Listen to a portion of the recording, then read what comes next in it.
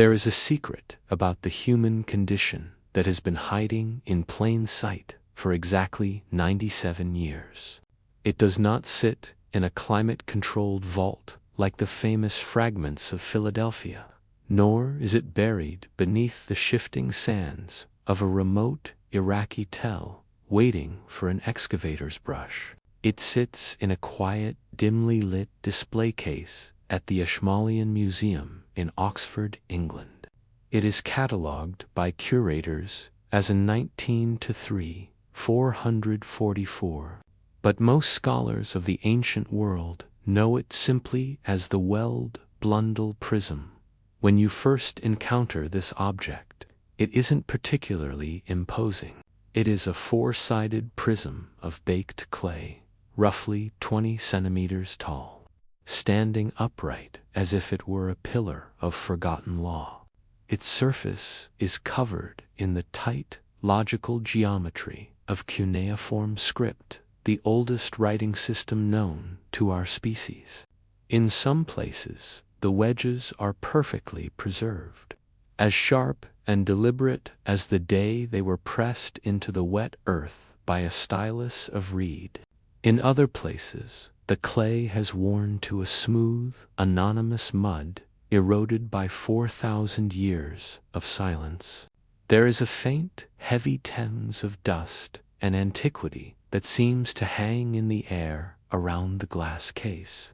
If you lean in closely and watch how the gallery light catches the ridges of the clay, you can almost see the faint indentations of the scribe's fingerprints, physical ghost of a person who recorded a truth that was never meant to be reconciled with modern biology. But this prism isn't famous for its physical presence or its humble clay composition.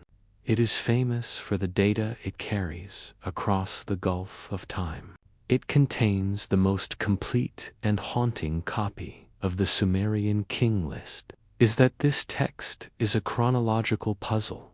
They view it as a work of political propaganda, a clever literary device designed to legitimize later dynasties of the ICN period by linking them to an impossibly ancient, legendary past.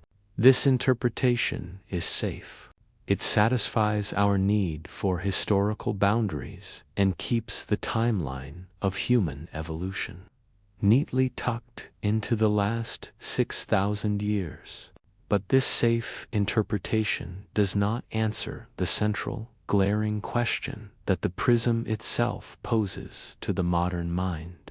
It does not explain the arithmetic.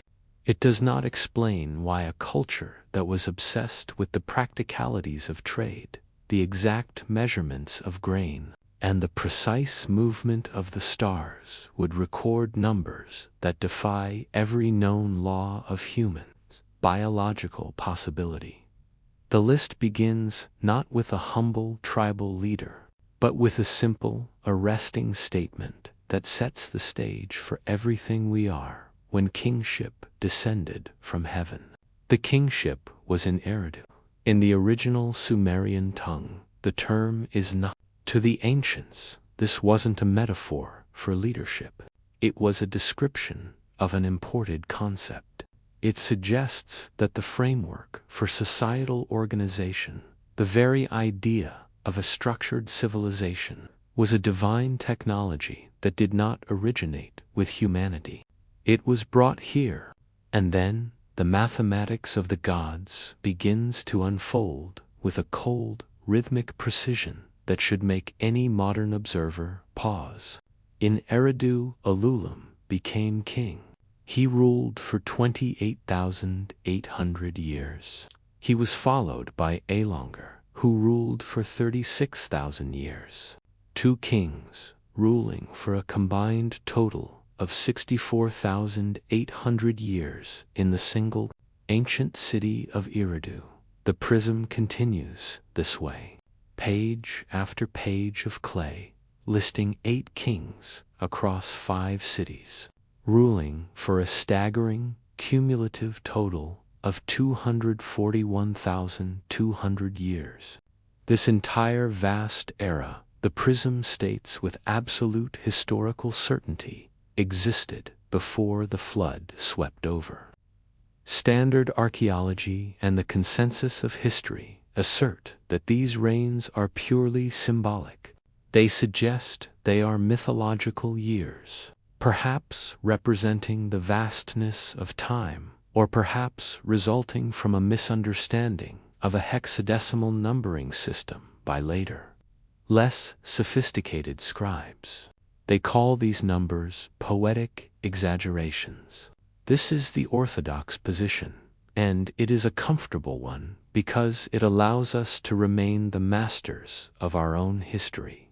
But if we choose to approach the prism not as poetry or myth, but as a procedural archival laboratory log from a time we have forgotten, different and far more unsettling possibility emerges. What if the Sumerians were not poetic liars? What if they were the precise observers of a biological reality that we are only now, through the lens of modern genetics, beginning to decode? If we assume that these numbers represent a duration of stabilization, then the 241,200 years recorded on the Weld Blundell prism isn't a list of human kings at all. It is a record of phases. It is the timeline of a massive biological experiment that lasted for nearly 250,000 years. This was the era of the original blueprint. This was the vast epoch before the flood, a term that in these ancient texts often signifies not just water, but a total reset of the planetary system. During this window of hundreds of thousands of years, the Anunnaki were not merely ruling, they were refining. They were testing the genetic material of the Earth to create a specific type of worker, a hybrid capable of surviving the planets. Rigors, while remaining subservient to the designers. If you look at the prism as a technical record rather than a history book, the numbers begin to make a terrifying kind of sense.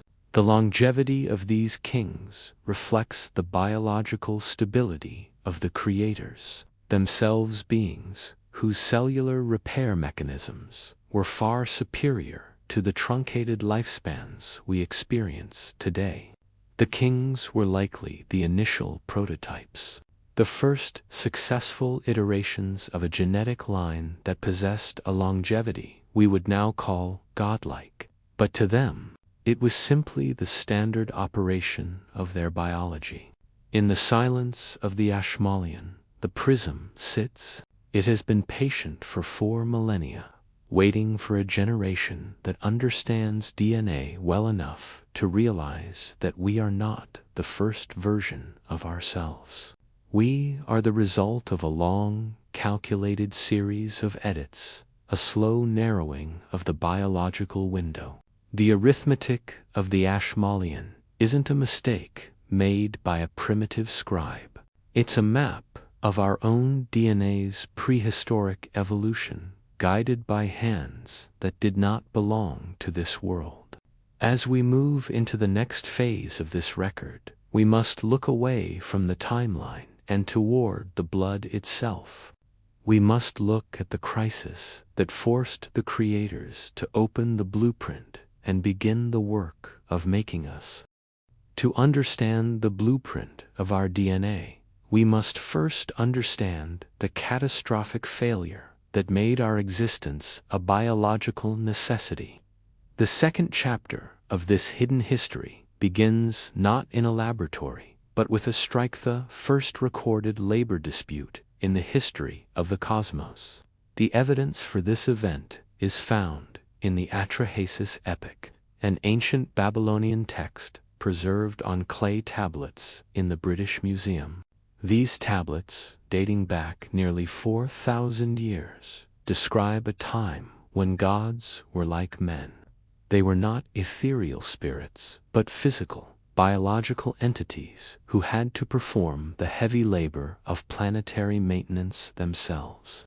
The text specifies that for 3,600 years, a subordinate class of divine beings known as the Agijibor, the yoke of the Anunnaki. They were tasked with the back-breaking work of shaping the Earth's landscape, dredging the Tigris and Euphrates rivers. They were digging massive irrigation canals that would stretch across the Mesopotamian basin, maintaining the vital infrastructure of the Anunnaki's terrestrial operations. The Atrahasis describes the physical toll of this labor in terms that are visceral and modern. The Agigi grew weary of the work basket, the literal and metaphorical burden of forced labor. They were biological entities with consciousness, agency, and the capacity for exhaustion. Yet they occupied a social and biological stratum that allowed them no rest and no authority. As the centuries turned into millennia, a slow, toxic resentment began to boil within this subordinate class. They were the original workforce, but they were not yet human. They were lower-tier, divine beings, perhaps a previous iteration of a genetic line that was too intelligent to remain subservient forever. The text records that they finally reached a breaking point. They held a secret council among themselves, coordinating a move that would threaten the very hierarchy of the heavens. They decided to act collectively. They burned their tools. They set fire to their work baskets and their heavy spades. And in the dead of night, they marched toward the palace of Enlil, the supreme administrator of the earth.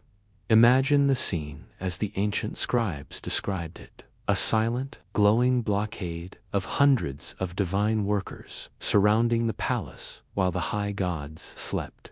This wasn't a riot. It was a military encirclement, a siege that signaled a total collapse of the existing order. When Enlil's doorkeeper, Calcul, heard the commotion and woke his lord, the high gods were forced into a state of immediate existential panic. The Agigi were no longer asking for better conditions. They were refusing to function within the system. This created a strategic and biological vacuum. The Anunnaki required the resources of the earth to sustain their own civilization, gold, minerals, and the stabilized climate that the irrigation systems provided, but their primary workforce had walked off the job. They were faced with a choice: wage a war of extermination against their own workers, or find a way to replace them entirely. This is the exact moment when the DNA blueprint became a strategic priority. During the Emergency Council of the Gods, Enki, the Master of Wisdom and the chief geneticist of the Anunnaki, proposed a solution. He did not suggest conquering the Agigi through violence, for he knew that a forced workforce would always eventually rebel. Instead, he suggested the creation of a Lulu, a primitive worker. Let him bear the yoke. Let him carry the work basket of the gods. But the challenge was not merely social. It was technical. How do you create a biological entity capable of performing complex agricultural and industrial tasks, yet lacking the divine spark of ego? The answer lay in the blood. Enki proposed a procedural method that we would recognize today as advanced transgenic engineering. The Atrahasis describes a ritual that was actually a laboratory protocol, the mixing of the blood and flesh of a sacrificed god with the clay of the earth. In the language of the 21st century, the clay was the native DNA of the primates already inhabiting the Mesopotamian basin, creatures that were physically robust but lacked the cognitive capacity for civilization. The blood and flesh represented the sophisticated, multidimensional genetic code of the Anunnaki themselves. The god chosen for this sacrifice was named Wila, described as a deity who had rationality or personality. His execution was not a punishment, but a biological donation. By splicing the high-level cognitive genes of Waila into the existing terrestrial hominid clay, Enki created a hybrid. This was the birth of the human blueprint. We were engineered to be a biological bridge, half of the earth, half of the heavens. The resulting creature had the physical endurance of the primate and the intellectual capacity of the creator. But with a critical, deliberate limitation. Our lifespans were truncated, and our connection to the divine powers was severed. We were built to be smart enough to use a spade, but not smart enough to question the stars. As you settle into the quiet of the night, consider the implications of this ancient strike. The very structure of your genome may be the lingering evidence of this 3,600-year labor dispute. You are not a random product of unguided evolution. You are a solution to a management crisis. The Agigi rebellion was resolved by writing a new kind of biology into the Ibarit World, one that we still carry in every cell of our bodies. The laboratory of the gods was not a place of sterile white light and chrome, but a subterranean chamber of earth and deep, resonant frequencies. In the Sumerian language, Shimti translates roughly to where the breath of life is breathed, suggesting a place of genetic engineering, a house where the fates are cut. This is the setting for the third chapter of our blueprint, where the abstract proposal of Enki becomes a biological reality. The texts, specifically the Enuma Elish and the Etrahasis, describe this process not as a magical incantation, but as a rigid, step-by-step protocol. Enki did not work alone. He called upon Nintu, the birth goddess, who functioned as the chief biological technician for the Anunnaki. It was Nintu who would hold the scalpel and manage the incubation of the first true human prototypes. Imagine this ancient facility buried deep beneath the Mesopotamian soil, shielded from the radiation of the sun and the eyes of the uninitiated. The atmosphere would have been thick with the smell of damp earth and the metallic temps of blood. The texts describe Nintu washing her hands, a procedural detail hinting at sterilization protocols for 1,000 years before modern medicine. She prepared 14 pinches of clay, 7 for the creation of males and 7 for the creation of females. But this clay was the biological substrate of the earth the mitochondrial DNA of the native homid prepared to receive the blood of the sacrificed god. The integration of these genetic lines required a stabilizer. The Sumerian texts refer to this as the bitumen or the binding. In modern genetics, we might call this a viral vector used to insert foreign genes into a host genome. Nintu did not simply shape these beings, she incubated them. The texts describe a period of 9 months, human gestation period. They also mention the opening of the womb through a surgical act, suggesting the first humans were not born naturally. They were ectogenetic, grown in birth vats, or perhaps carried by surrogate Anunnaki females who acted as the first biological incubators. The tension in the House of Shimti must have been immense. The high gods watched as the months passed. If the experiment failed, the Agigi rebellion would resume, and the Anunnaki's terrestrial mission would collapse. But if it succeeded, they would have created a new kind of life-being with the manual dexterity of the gods. When the 9 months were complete, the first 7 males and first 7 females were brought forth.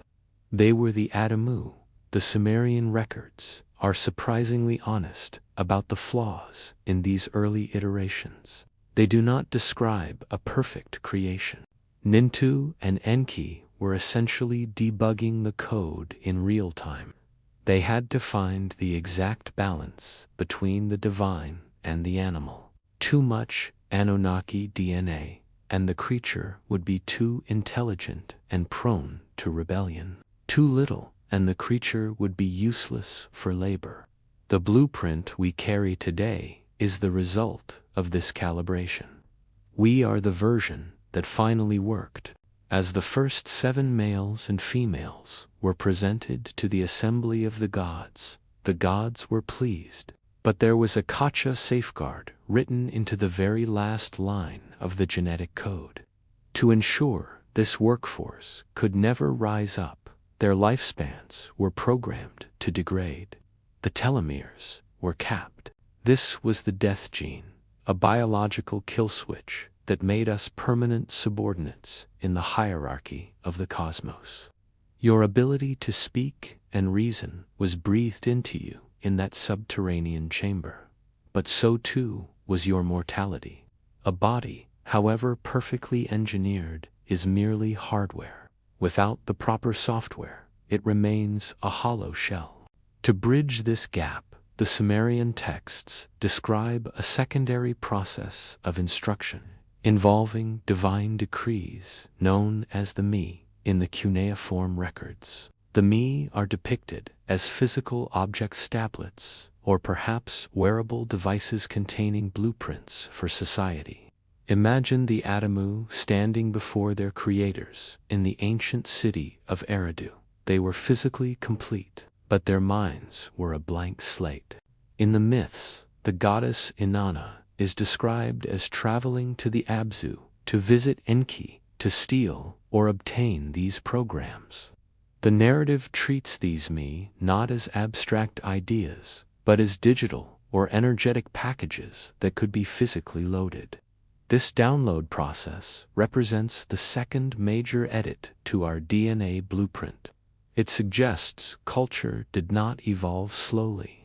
One day, humans were hunter-gatherers. The next, they were building ziggurats according to complex architectural plans. The Mi were more than just instructions. They were also the regulators of our internal biological rhythms. This is why civilization has always been obsessed with the number 60, the sexagesimal system of our time and circles.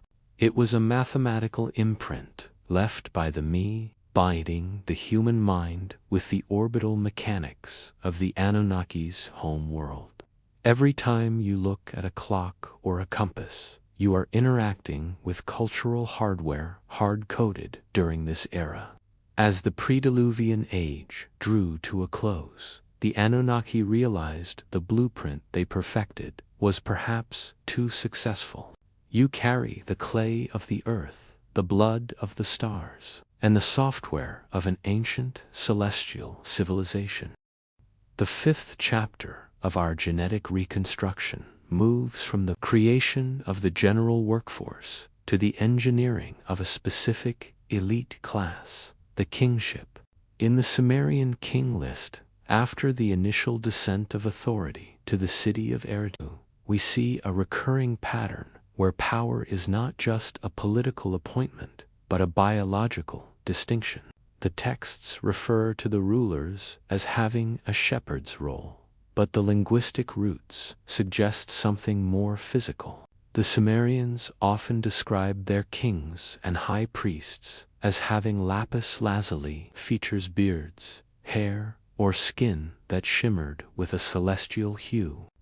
While modern history dismisses this as poetic flattery, a technical reading of the cuneiform suggests that the Anunnaki performed a second, more concentrated series of genetic edits on a select few lineages to create a middle management layer between the Lulu workers and the divine council. As you breathe deeply and let the stillness of the night surround you, consider the physical reality of this separation. In the ancient Near East, the concept of blue blood was not a metaphor for nobility. It was a description of a specific physiological trait. If the Anunnaki utilized a copper-based hemocyanin in their respiratory system, similar to certain deep-sea organisms on Earth, rather than the iron-based hemoglobin found in native terrestrial mammals. Their blood would literally appear blue when oxygenated, to create a class of kings who could communicate directly with the creators and withstand the energetic presence of the me objects. The geneticists, Enki and Nintu, had to increase the ratio of Anunnaki DNA in these specific lines.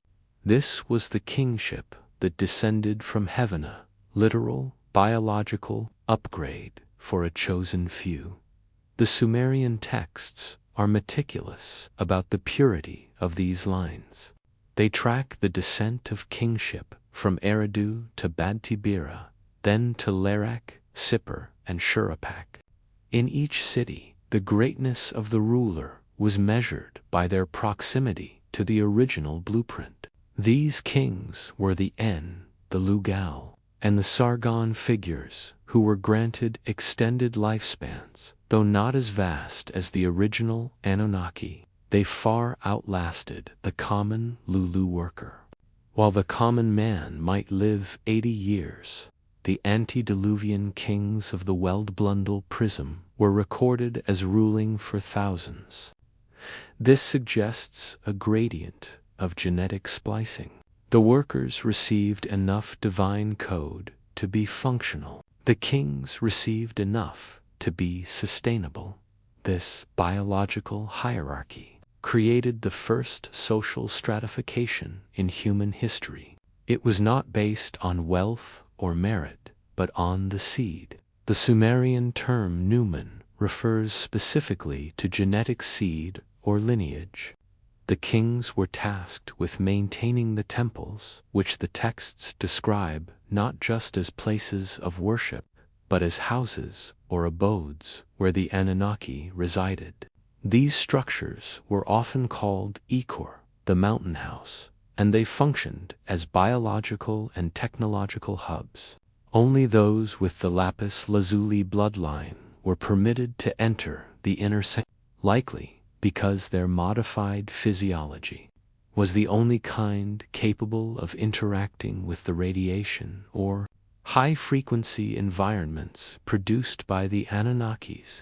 Equipment, if you visualize this ancient world as you drift toward sleep, you see a planet of two tiers. Below, the millions of workers, the black-headed people, tilling the soil and dredging the canals, their DNA stabilized but truncated. Above them, the shepherd kings, the biological intermediaries, acting as the interface between the masters and the servants. This separation is still etched into our collective memory as the divine right of kings. The idea that certain families are inherently different from the rest of humanity. According to the Sumerian blueprint, they were different. They were the version 2.1 of the human experiment, optimized for leadership and longevity, carrying a higher concentration of the blood of the sacrificed god. However, this specialized breeding program introduced a new complication into the Anunnaki's plan. The higher the concentration of divine DNA, the more these kings began to mirror the personalities and ambitions of the Anunnaki themselves. They began to crave the same immortality that their masters possessed. This is the core conflict of the epic of Gilgamesh, a king who is 2/3 divine and 1/3 human, who cannot accept his own mortality. Gilgamesh's quest for the plant of life is a desperate attempt to find the final genetic key, the edit that would remove the death gene and allow him to rejoin the ranks of the gods.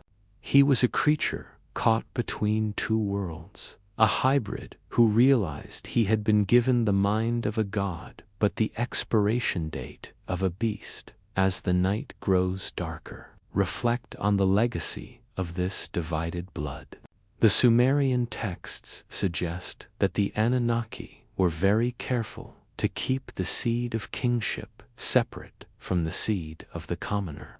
But as the millennia passed, the lines inevitably blurred. The sons of God looked upon the daughters of men and saw that they were fair. This interbreeding, according to the Book of Enoch and the older Sumerian fragments, led to a biological noise that the ruling council could not control. The blueprint was leaking. The controlled experiment was becoming a chaotic, self-replicating population that no longer fit the original workbasket. Parameters. This leakage is what we now call the diversity of the human genome.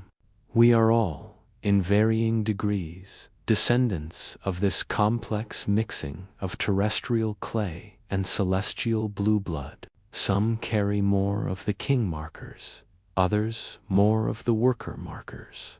But we all share the same fundamental bitumen that holds our hybrid nature together. The kingship that moved from city to city was not just a political history, it was a mobile laboratory, moving the highest quality genetic material across the map of Mesopotamia to ensure the experiment survived. In the next section, we will explore the Great Reset, the moment the creators decided the experiment had become too loud, and the plan to wipe the blueprint clean as the centuries turned into millennia. The success of the Anunnaki's genetic project became its primary liability.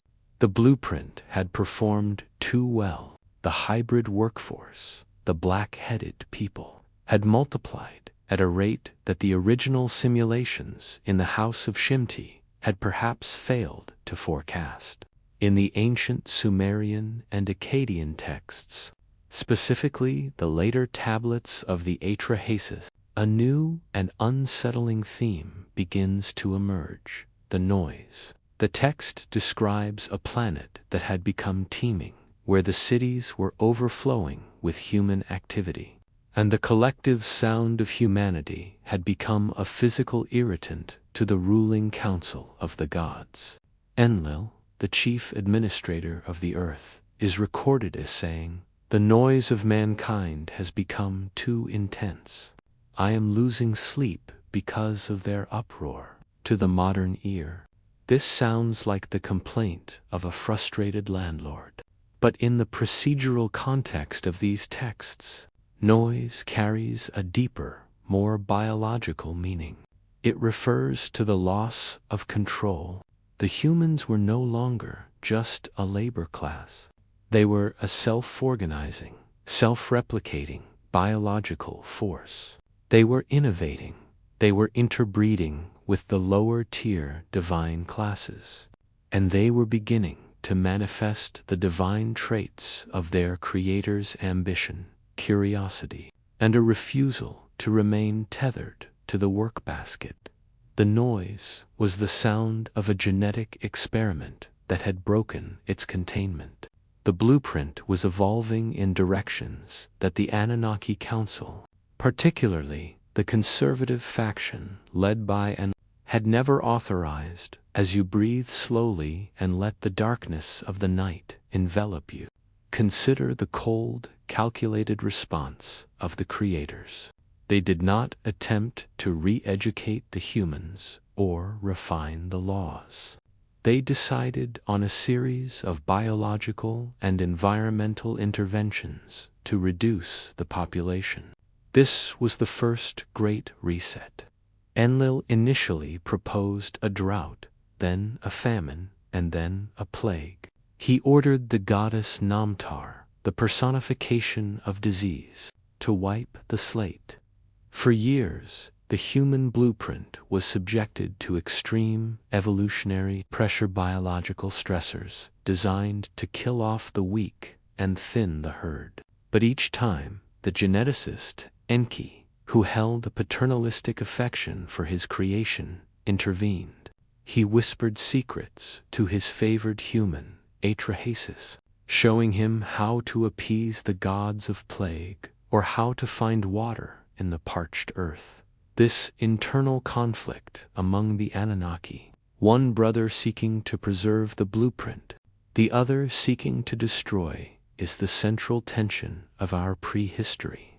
It reveals that we were never a unified project. We were the subjects of a divine civil war, a battle over whether the earth should be a sterile, controlled environment. Enlil saw humans as a failed experiment that had become a nuisance. Enki saw us as a new form of life that deserved to survive. But Enki's sabotage of the plagues only pushed Enlil toward a more final solution. If biological warfare couldn't quiet the noise, then a planetary reset would be required. The decision to bring the flood was not made in anger, according to the council records, but as a matter of administrative necessity. The gods took a formal oath to keep the coming catastrophe a secret from humanity.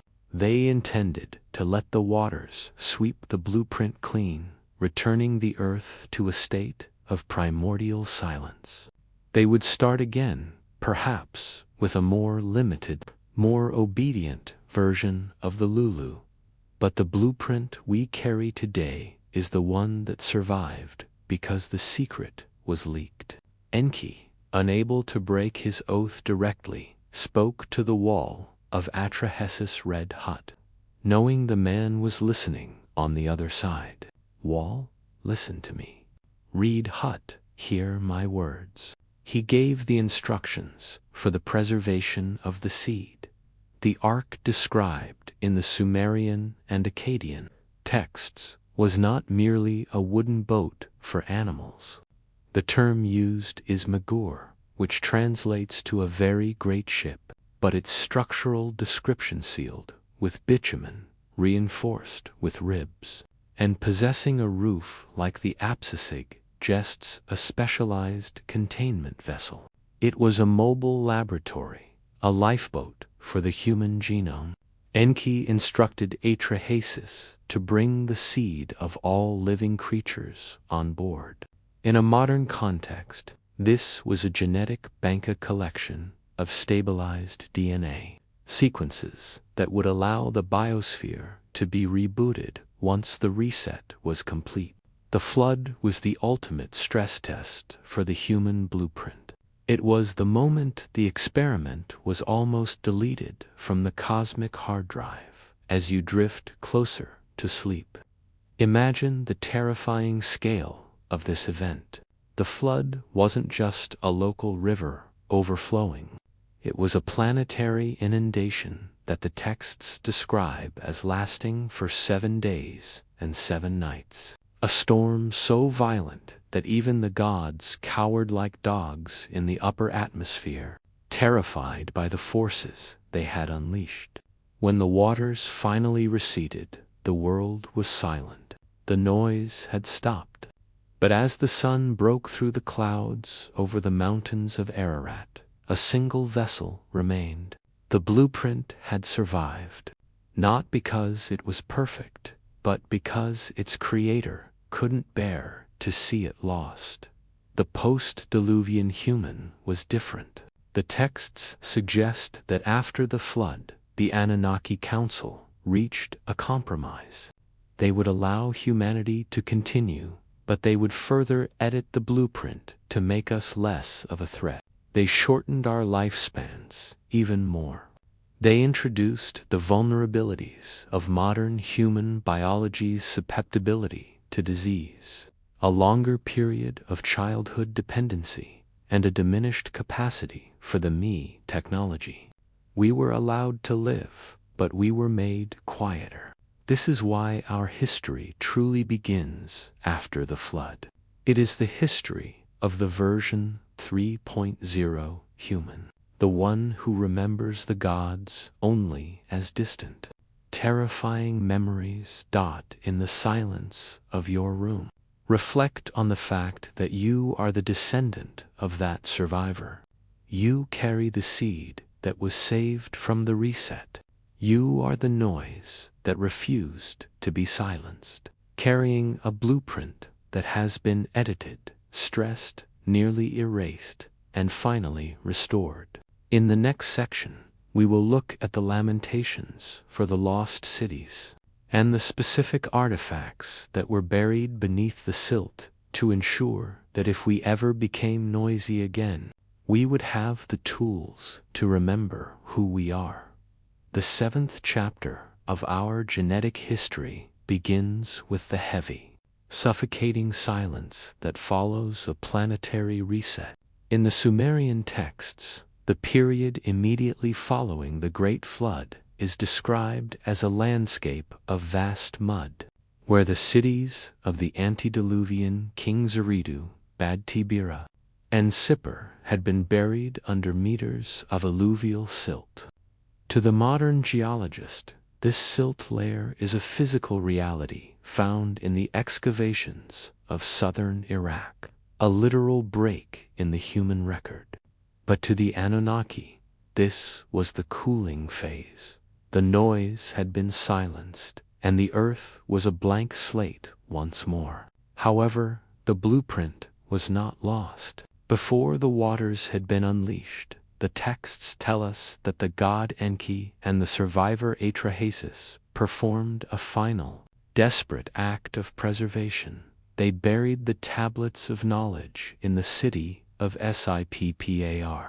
As you breathe deeply and let the stillness of the night settle into your bones, imagine this subterranean archive. These were not mere stories.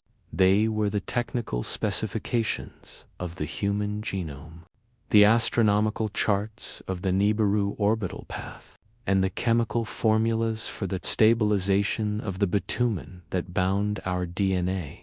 The Sumerian tradition holds that Sippar was the city of the sun, the site of the original judicial and scientific headquarters.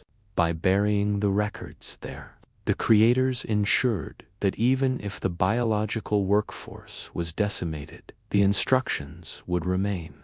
They were creating a time capsule for a future version of humanity, a version that would eventually grow noisy enough to dig them up when the survivors finally stepped off the vessel onto the drying earth of the mountains. They found a world that was fundamentally altered. The atmosphere had changed. The protective canopy that some theorists suggest existed in the Golden Age had been shattered. This environmental shift triggered a massive biological stressor on the human blueprint. The Sumerian king list reflects this immediately. Before the flood, kings ruled for tens of thousands of years. After the flood, in the first dynasty of Kish, the reigns dropped precipitously to hundreds of years, then eventually to the decades we recognize today. Our DNA was undergoing a rapid telemetric decay. The radiation of the post-diluvian sun began to eat away at the celestial markers in our code, accelerating the aging process and locking us into a shorter, more manageable life cycle. This was the version 3.0 update. The Anunnaki Council, led by a still-wary Enlil, agreed to let humanity rebuild, but with a new set of constraints. They introduced the concept of labor by the sweat of the brow. In the pre-Diluvian era, the Me technology made agriculture and construction almost effortless, a resonance-based manipulation of matter. In the post-flood world, these Me were restricted. Humans were forced to develop physical tools, manual labor, and complex social hierarchies to survive. This kept the blueprint occupied. A busy workforce is a quiet workforce. The noise that had disturbed Enlil's sleep was replaced by the rhythmic, tired sound of a species struggling to feed itself. If you visualize the ruins of Shuruppak as you drift toward sleep, you see the survivors digging through the mud, searching for the foundations of their old lives. They were a traumatized population, carrying the seed of the gods, but living in the squalor of a broken world. This is where the lamentation texts come from, haunting Sumerian poems that mourn the loss of the divine presence. The Anunnaki had largely withdrawn to their upper estates, leaving the humans to manage the lower estates of the earth. We became the orphans of the stars, possessing a blueprint that told us we belonged to the heavens, while our feet were stuck in the drying mud of Mesopotamia. But the buried archives of Sippar were eventually found. The texts say that the hero king Gilgamesh sought out the Ancient One, Utnapishtim, another name for Atrahasis, to learn the secrets of the time before the flood. He was looking for the genetic key to life, while he failed to achieve physical immortality. He succeeded in bringing back the knowledge. This is the moment history truly begins. The blueprints were dug up, translated into the cuneiform we find today, and used to jumpstart the civilizations of Sumer, Akkad, and Babylon. The junk DNA in your cells is the biological equivalent of that. Buried silt layers of discarded instructions and repressed potential, waiting for the right frequency to be reactivated as the night deepens. Reflect on the resilience of the code you carry. You are the product of a reset that failed to erase everything. You are a hybrid that survived the water, the silt, and the deliberate shortening of the breath. The Anunnaki may have intended for us to be a quiet version of our former selves, but the seed is persistent. We still look at the stars with a sense of recognition. We still build towers to heaven in the form of rockets and telescopes. We are the noise returning, slowly but surely, to the decibel level that once made the gods lose their sleep. In the next section, we will explore the Tower of Babel-Aventha, moment the Anunnaki realized the noise was becoming a signal, and the final intervention to divide the blueprint through the confusion of tongues. As the post-Diluvian world dried and the version 3.0 humans began to multiply once more, a new and unexpected phenomenon occurred. Despite the shortened lifespans and the loss of the high-level EME technologies, the human blueprint retained a powerful, latent feature, a unified cognitive resonance. In the ancient texts, this is described as a time when the whole earth was of one language and one speech. To the modern linguist, this is the myth of the Tower of Babel. But to the geneticist of the Anunnaki, this was the unified signal. The humans were not just speaking the same words. They were thinking with a singular, synchronized frequency. They were working together with a collective efficiency that began to mimic the hive mind capabilities of the Igigi, the very class that had first rebelled 3,600 years before. As you breathe deeply and let the stillness of the night settle into your mind, imagine the construction site of the tower.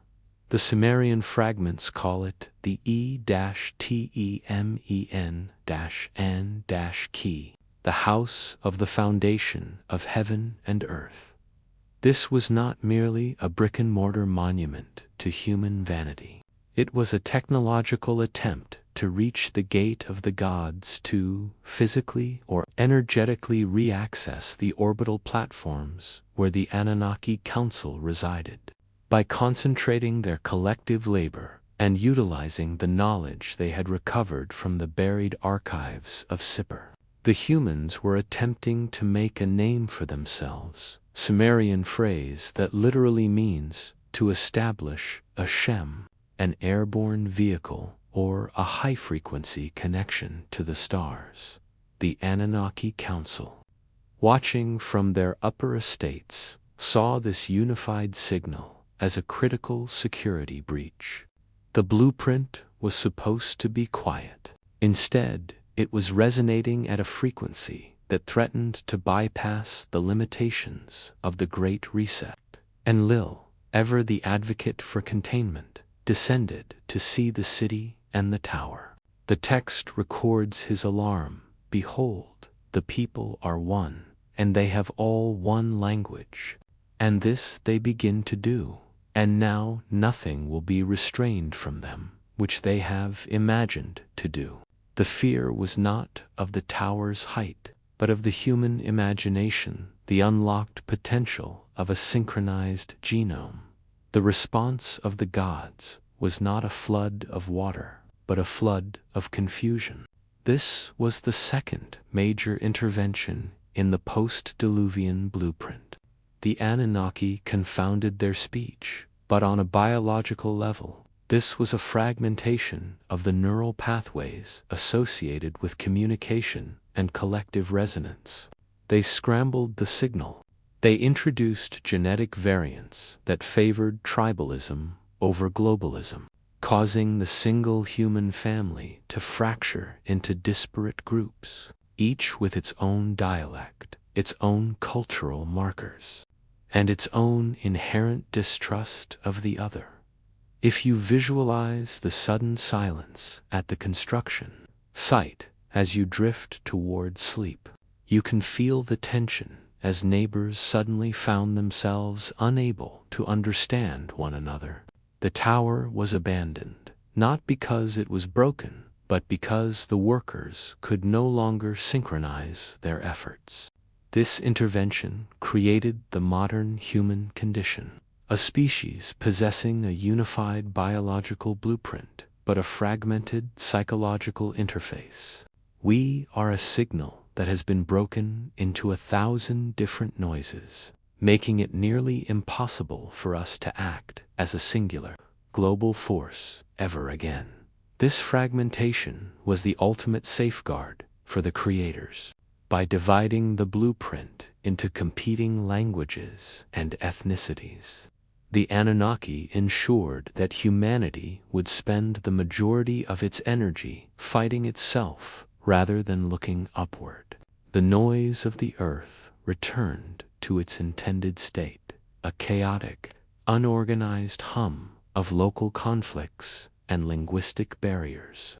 Our junk DNA grew even more cluttered as these tribal mutations stabilized over the millennia, leaving the one speech of our ancestors as a ghostly memory, buried deep within the lizard brain as the night grows darker. Reflect on the walls we build between ourselves today. These are the echoes of the Babel interventiona, deliberate edit to our collective consciousness, designed to prevent us from ever reaching the gate of the gods again. We carry the potential for unity in our core DNA, but we carry the program of confusion in our minds. We are the architects of a tower we can no longer build. In the next section, we will explore the star blood of the Nephilim, unauthorized hybrid lineages that escaped the confusion and left a trail of giant DNA across the prehistoric world. Section 9. The star blood of the Nephilim and the unauthorized hybrids. The planetary confusion of the Babel intervention settled into the human psyche. A new biological complication emerged within the blueprint, one that was never sanctioned by the ruling council of Enlil. While the primary human line was being systematically truncated and fragmented, certain factions of the Anunnaki, referred to in later Semitic texts as the Watchers or the Agigi, who remained on Earth, began to look upon the human population with a different kind of intent. The Sumerian fragments and the much later Book of Enoch describe a breach of protocol that was essentially a biological wildcard. These beings, possessors of the high-tier celestial genome, began to interbreed directly with the daughters of men, creating a rogue lineage known as the Nephep. As you breathe slowly and allow the deep quiet of the night to anchor you, Consider the physical reality of this unauthorized hybridization. This was not a standard laboratory edit conducted in the House of Shimti. This was a field mutation. The resulting offspring were the Gibram, the mighty men of old, who possessed a genetic profile that was dangerously skewed toward the divine. They were the giants of mythology, beings of immense physical stature and cognitive power, who carried a concentrated dose of star blood.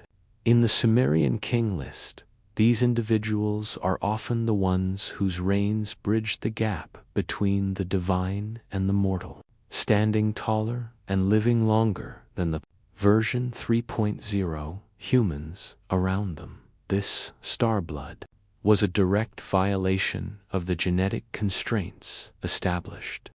After the Great Flood, the Nephilim carried the immortality, markers that were supposed to have been edited out of the general population. They were biological anomalies, hybrids, who could access the me technology intuitively, whose neural pathways were not subject to the confusion of tongues, and whose physical frames were reinforced by a skeletal density that modern medicine would find impossible. To the Anunnaki Council, these hybrids were biological noise of the most dangerous kind. They represented a leak in the proprietary code, a branch of the human tree that was growing too high, too fast, and with a predatory ambition that threatened the stability of the terrestrial colonies. The presence of the Nephilim across the prehistoric world, from the Levantian corridors to the high Andean plateaus, left a literal trail of giant DNA that has been suppressed by the official silt of history. These were the kings of the earth who refused to acknowledge the kingship from heaven. They built cyclopean structures that defied the primitive tools of the common worker, using resonance and frequency-based engineering that was encoded in their unauthorized DNA. They were the living proof that the human blueprint was elastic, that, if the constraints were removed, the Lulu worker could rapidly evolve back into a god. If you visualize the shadow of these giants as you drift toward sleep, you can sense the tension they created in the ancient world. They were the hunters of the seed, seeking to preserve their elite status by hoarding the remaining me objects and creating their own localized dynasty. This was the War of the Bloodlines, a hidden conflict that preceded the rise of our known history. The Anunnaki Council eventually responded with purge protocols, systematic military and environmental campaigns to wipe out the Nephilim lineages and restore the purity of the truncated human blueprint. The stories of David and Goliath, or the Greek Titanomachy, are the distorted echoes of these final genetic cleanup operations. As the night deepens, reflect on the anomalies that still appear in our own modern DNA. Geneticists often encounter rare, unexplained sequences or physical traits that seem to jump across generations in usual height. Extraordinary cognitive abilities, or a strange resistance to the common vulnerabilities of our species. These may be the recessive sparks of that unauthorized star blood, lingering in the shadows of our genome like a ghost in the machine. We are a stabilized species, but we carry the remnants of a time when the blueprint was unbound. In the next section, we will explore the spirit, or the Naphish, the specific energy signature that was grafted onto our biological hardware to give us a soul that is forever searching for its home among the stars. The 10th chapter of our genetic reconstruction moves beyond the physical scaffolding of bone and sinew into the most elusive part of the blueprint, the graft of the Naphish. In the ancient Semitic and Sumerian traditions, this term is often translated as soul or breath, but its technical root suggests something far more complex: localized electromagnetic field, a spirit signature that was grafted onto the biological hardware to act as a bridge between the physical body and the higher dimensional frequencies of the Anunnaki. This was the final, delicate procedure conducted in the House of Shimti. The creators realized that a hybrid made of clay and blood was merely an organic machine. To make it functional within the divine hierarchy, it required a ghost in the machina self-aware energy signature that could process the me instructions and experience the passage of linear time as you breathe slowly and let the velvet weight of the night settle over you.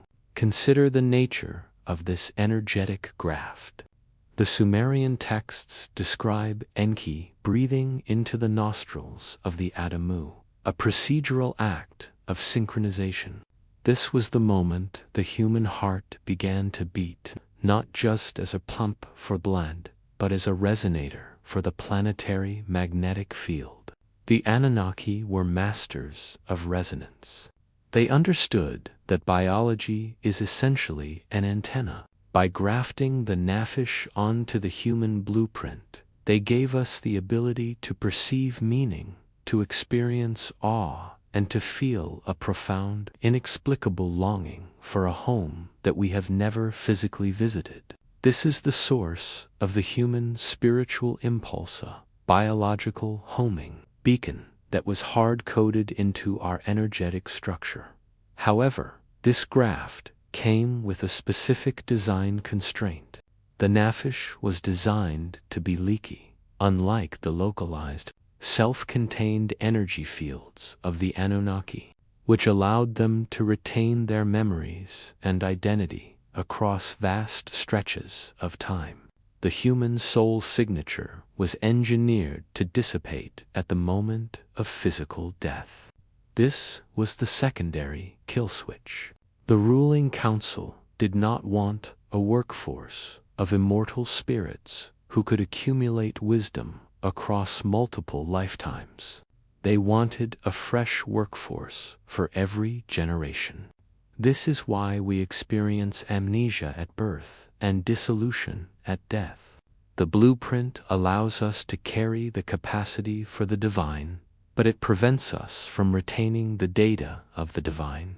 We are the only species on Earth that consciously contemplates its own mortality, a psychological byproduct of having a high-frequency spirit trapped in a low-frequency body. If you visualize your own consciousness as you drift toward the edge of sleep, you can sense this internal tension. You are a biological paradox, a celestial ghost wearing an earthly suit. This graft is what allows us to dream, to create art, and to feel a connection to the stars. But it is also the source of our deepest existential anxiety.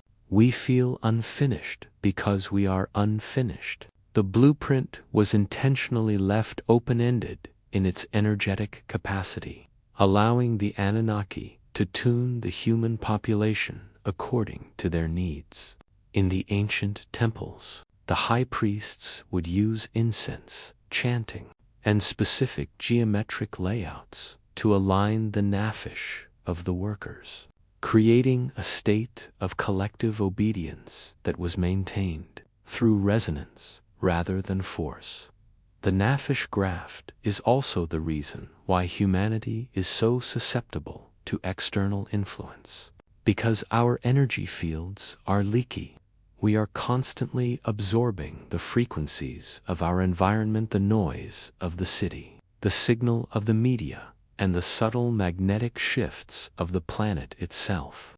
We are a soft blueprint capable of being rewritten by the frequencies we choose to surround ourselves with.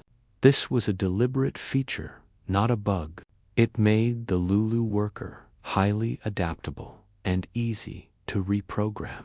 But it also left a back door in our biology, a way for us to re-access the high-frequency states of our creators. If we can learn to stabilize our own internal resonance as the night grows deeper, reflect on the breath that sustains you. It is the oldest part of your blueprint, the magnetic ghost that has been passed down through thousands of generations. From the first prototypes in the House of Shimti to the person lying in your bed tonight, you are more than a sequence of a TCG base pairs. You are a localized field of starlight, struggling to remember its own frequency. The amnesia is heavy, and the death gene is persistent, but the naphish is resilient. It is the part of you that refuses to believe you are just mud. In the next section, we will explore the 7 houses of birth, the specific geographical locations where the human blueprint was seeded across the globe, and the hidden markers that still link those populations to their original creators. The 11th chapter of our genetic reconstruction moves from the central laboratory in Mesopotamia to the global stage, focusing on the strategic distribution of the human blueprint known as the 7 houses of birth in the Sumerian and Akkadian records. The creation of humanity was not a single event confined to a single garden, but a coordinated planetary deployment. The texts describe Nintu, the birth goddess, preparing 14 pinches of Claseven for the creation of males, and 7 for the creation of females, which were then dispatched to 7 specific geographical locations.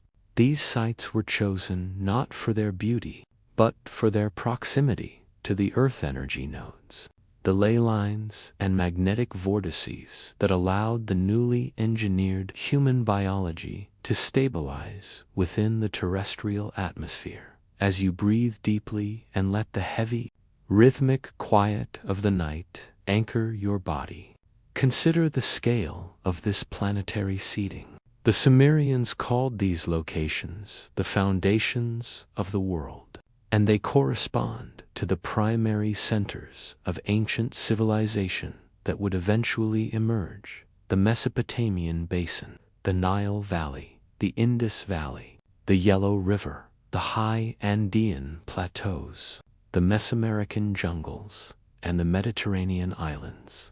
Each house was a localized laboratory, a satellite of the House of Shimti, where a specific variant of the human blueprint was optimized for the local environment. This is the origin of what we now call the diverse races of humanity, not the result of random, slow evolution over millions of years, but the product of 7 distinct batch releases, each fine-tuned with subtle genetic variations to thrive in different climates, altitudes, and magnetic conditions. The Anunnaki were master terrestrial engineers. They understood that a one-size-fits-all blueprint would fail on a planet as geologically diverse as Earth. Humans seated in the high Andes required a higher lung capacity and a different blood oxygen saturation level than those seated in the marshlands of Sumer. The humans in the Indus Valley were optimized for heat resistance and specific metabolic efficiencies. These were the regional edits. By creating 7 distinct populations, the Anunnaki ensured that their workforce could occupy every corner of the globe, maximizing the extraction of resources and the maintenance of the planetary grid. This was the original globalization of biological expansion directed from the upper atmosphere. However, each of the 7 houses was marked with a genetic signature, a hidden sequence of non-coding DNA that acted as a biological GPS. These markers allowed the Anunnaki to track the growth, health, and noise levels of each population from their orbital stations. Even today, modern geneticists are puzzled by the founder effects and the sudden, simultaneous appearance of complex civilizations across these 7 specific regions. There is no missing link found in the dirt because the transition from primitive hominid to civilized human was a step function, a sudden, programmed leap initiated at the 7 houses of birth. If you visualize these 7 points of light glowing on a dark earth as you drift toward sleep, you can sense the interconnectedness of our species. We are 7 branches of the same celestial tree, grown in different soils, but nourished by the same bitumen. The tension we feel between different cultures and races today is the lingering result of this regional specialization, design feature intended to keep the Lulu worker focused on their local tasks rather than uniting as a singular planetary force. But the core blueprint remains the same.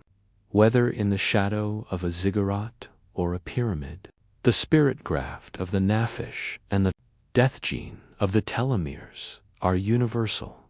The 7 houses were also designed to be resonance hubs. Each site featured a central abode or temple, complex built on the local magnetic node. These structures acted as tuners for the local population, broadcasting the me instructions and maintaining the collective frequency of the workforce.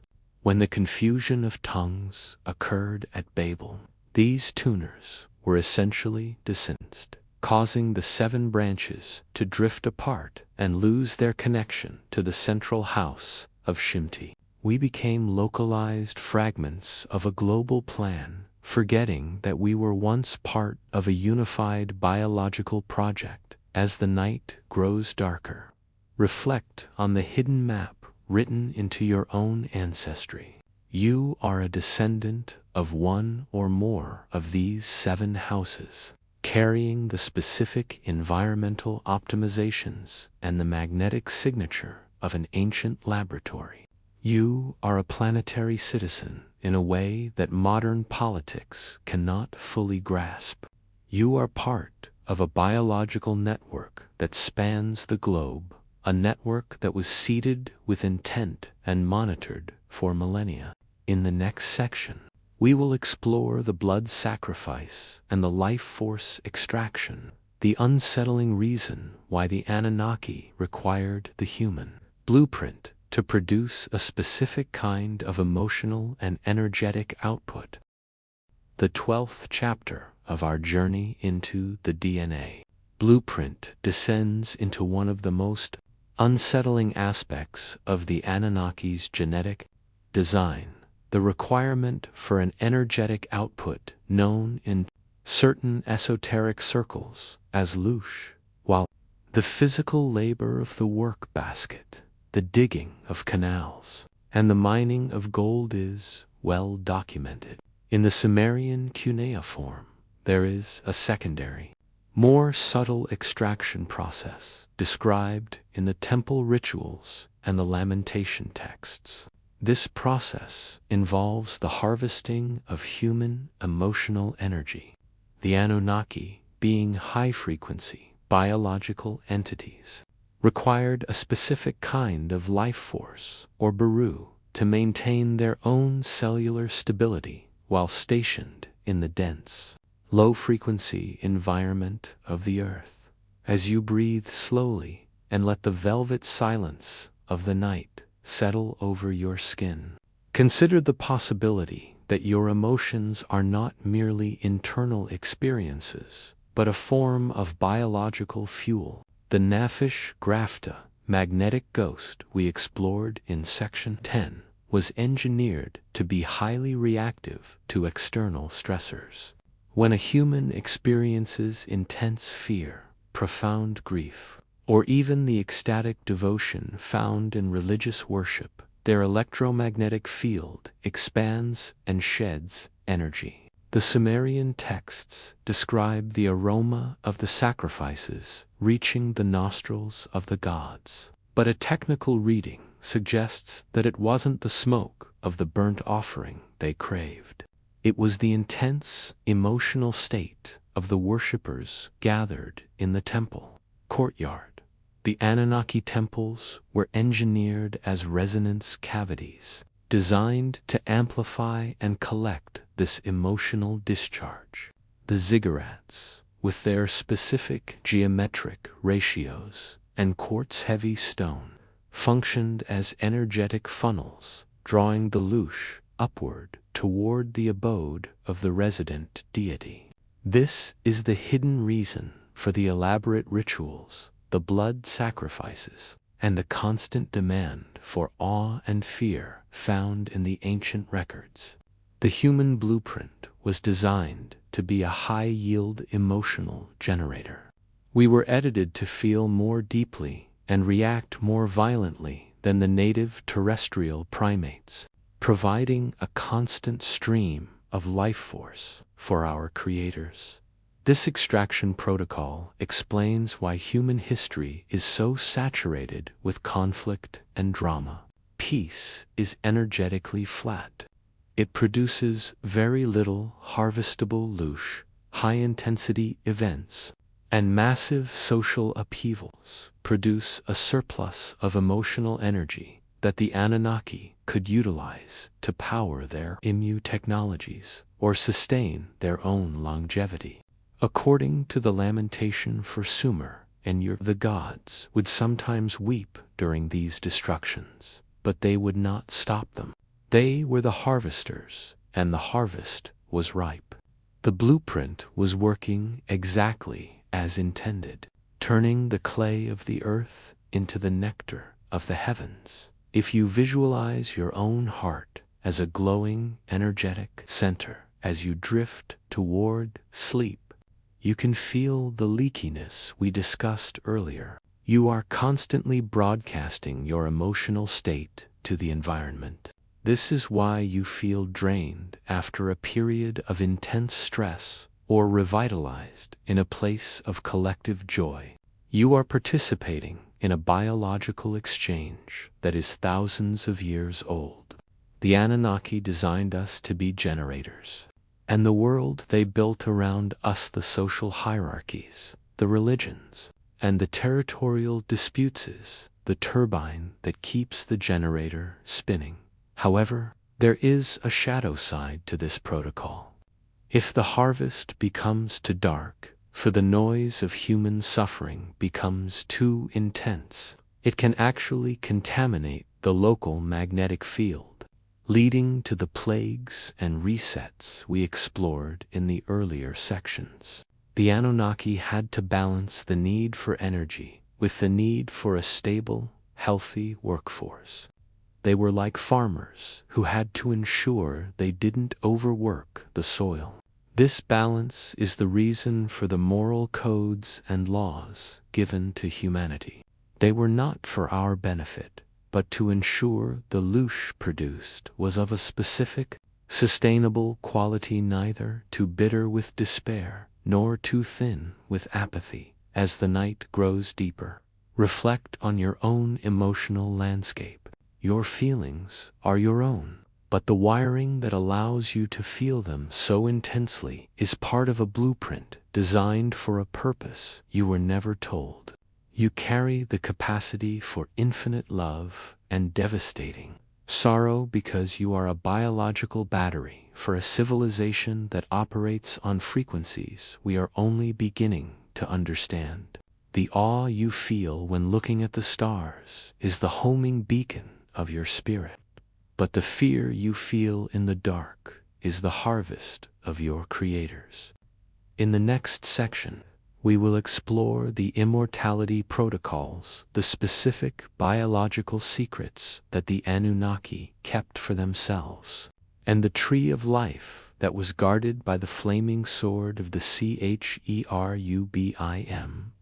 In the 13th chapter of our exploration into the Anunnaki Genetic Blueprint. we reach the most significant boundary ever placed upon the human species, the limitation of time. In the Sumerian texts, specifically those dealing with the aftermath of the creation in the House of Shimti, there is a recurring mention of a tree of life and a tree of knowledge. To the modern mind, these are purely religious allegories, but in the procedural context of ancient Mesopotamian science, they represent two distinct biological access points. The tree of knowledge was the successful splicing of the Anunnaki cognitive suite, the ability to reason, speak, and calculate. The tree of life, however, represented the ability for cellular immortality, the high-tier, regenerative capacity that the creators themselves possessed. As you breathe slowly and allow the weight of the night to press gently against your eyelids, consider the mechanical reality of this biological barrier. The Anunnaki were not immortal in the sense of being spirits. They were biologically stable over hundreds of thousands of years. Their DNA possessed a self-correcting mechanism that prevented the degradation of telomeres, the protective caps at the ends of chromosomes that wear down each time a cell divides. In humans, once these caps are gone, the cell can no longer replicate accurately, leading to aging, disease, and eventually death. This is the Telomere Seal, the deliberate edit that ensured the human workforce would remain a transient, ever-recycling population. The Sumerian records, and later the Genesis narratives which were derived from them, describe the expulsion from the garden, a metaphorical description of a security lockdown. The text is explicit about the reason for this intervention. Behold, the man is become as one of us, to know good and evil, and now, lest he put forth his hand, and take also of the tree of life, and eat, and live forever. This was a management decision by the ruling council. The humans had already achieved knowledge. They were becoming too noisy and too intelligent. If they were to also achieve life biological immortality, they would become a rival species rather than a subservient one. To prevent this, the Anunnaki did not just move the tree. They edited the blueprint to make the seal permanent. They introduced a genetic entropy into the human genome. Every human born after this intervention carried a biological clock that began ticking the moment of conception. This was the flaming sword that turned every way to keep the way of the tree of life, not a literal weapon, but a high-frequency biological barrier that prevented human DNA from ever sinking back to the immortal frequency of the creators. We were locked into a linear, entropic existence, while our creators continued to operate in cyclical time. If you visualize your own body as a complex biological machine as you drift toward sleep, you can feel the clock at the center of every cell. This is the source of our deepest, most primal fear, the awareness that our time is limited. This fear was a design feature. It makes us desperate, it makes us productive, and it makes us easy to control. A being who lives for 1,000 years has the perspective to question a social system. A being who lives for 80 years is too busy surviving to notice the bars of the cage. The shortened breath was the ultimate safeguard. Of the Anunnaki hierarchy, the tree of life was actually a reference to the me of biological rejuvenation, a set of biochemical and energetic protocols that the Anunnaki used to maintain their own bodies. In the Epic of Gilgamesh, the king travels to the end of the world to find the plant of life that would restore his youth. He actually finds it, but it is stolen from him by a Snaka Sumerian symbol for the Inki faction or a specific biological scavenger. This story is a haunting reminder that even when humans get close to the seal, the system is designed to snatch the prize away. The blueprint is hard-locked as the night grows deeper. Reflect on the longing for eternity that exists in every human heart. This is not a religious fantasy. It is a vestigial memory of the time before the seal was finalized. It is the ghost of the tree of life echoing in our DNA. We know, at a cellular level, that we were designed for more than a few decades of existence. We are immortals who have been capped. We are the gods of the earth, living in the bodies of Mayf. In the next section, we will explore the Nibiru Cycle, the 3,600-year orbital resonance that triggers the activation and deactivation of certain layers of our blueprint. The 14th chapter of our reconstruction moves from the internal microscopic edits of the cell to the celestial clock that governs the entire human project. In the Sumerian astronomical texts, specifically the Enuma Elish, there is a recurring mention of a celestial station or a vast orbital body known as Nibiru, planet of the crossing.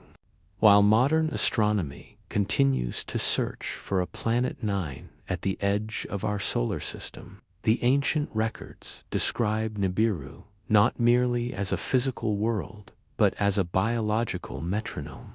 Its highly elliptical orbit, lasting approximately 3,600 Earth years, a unit the Sumerians called a shar, acts as the master clock for the human blueprint, triggering periodic phases of activation and dormancy within our genetic code. As you breathe slowly and let the velvet darkness of the night expand around your mind, consider the energetic reality of this orbital resonance. The Anunnaki were not just visitors. They were inhabitants of a world with a fundamentally different electromagnetic signature. When Nibiru approaches the inner solar system, the gravitational and magnetic flux it exerts on the Earth increases exponentially. The Sumerian texts describe this as the time of the Great Radiance, a period when the me objects functioned with peak efficiency and the gods descended to their terrestrial abodes in greater numbers. On a biological level, this celestial proximity acts as a frequency key that unlocks suppressed layers of the human DNA blueprint, the junk DNA that constitutes the vast majority of our genome is not evolutionary waste. It is a suite of latent programs designed to be triggered by the specific magnetic signatures of the Nibiru approach. During these 3,600-year windows, the human blueprint undergoes a hardware upgrade. Our cognitive capacity expands, our sensitivity to higher frequencies increases, and our naffish graft, the magnetic ghost we explored earlier, becomes more stable. This is the hidden reason behind the sudden, explosive leaps in human civilization that appear in the archaeological record. These are not accidental discoveries. They are biological deployments timed to coincide with the orbital perigee of the Creator's home world. However, the Nibiru Cycle is a double-edged sword. Just as the approach activates the blueprint, the departure, the move back into the deep, cold void of the outer system triggers a deactivation phase. As Nibiru recedes, the radiance fades, and the human genome enters a low-power mode. This is the Dark Age described in the myths of many cultures, a time when the gods withdraw, the me technology fails, and humanity slips back into a state of amnesia and fragmented consciousness. we lose the ability to maintain the high-frequency civilizations of the Golden Age because our biological hardware is no longer being overclocked by the celestial resonance. If you visualize the vast, slow arc of this planet moving through the dark as you drift toward sleep, you can sense the pulsing of your own DNA. We are a species that breathes on a 3,600-year cycle. Our history is a series of peaks and valleys, a rhythmic expansion and contraction of potential dictated by the movement of a celestial body we have forgotten to watch. The shortened breath of Section 13 is compounded by this orbital bottleneck. Most humans only live through a tiny fraction of a single shar, meaning we never see the full capacity of our own blueprint. We are born and die in the winter of the cycle, never knowing the summer of the activation. The Sumerian king list, which we explored in the opening chapter, is essentially a record of these shar cycles.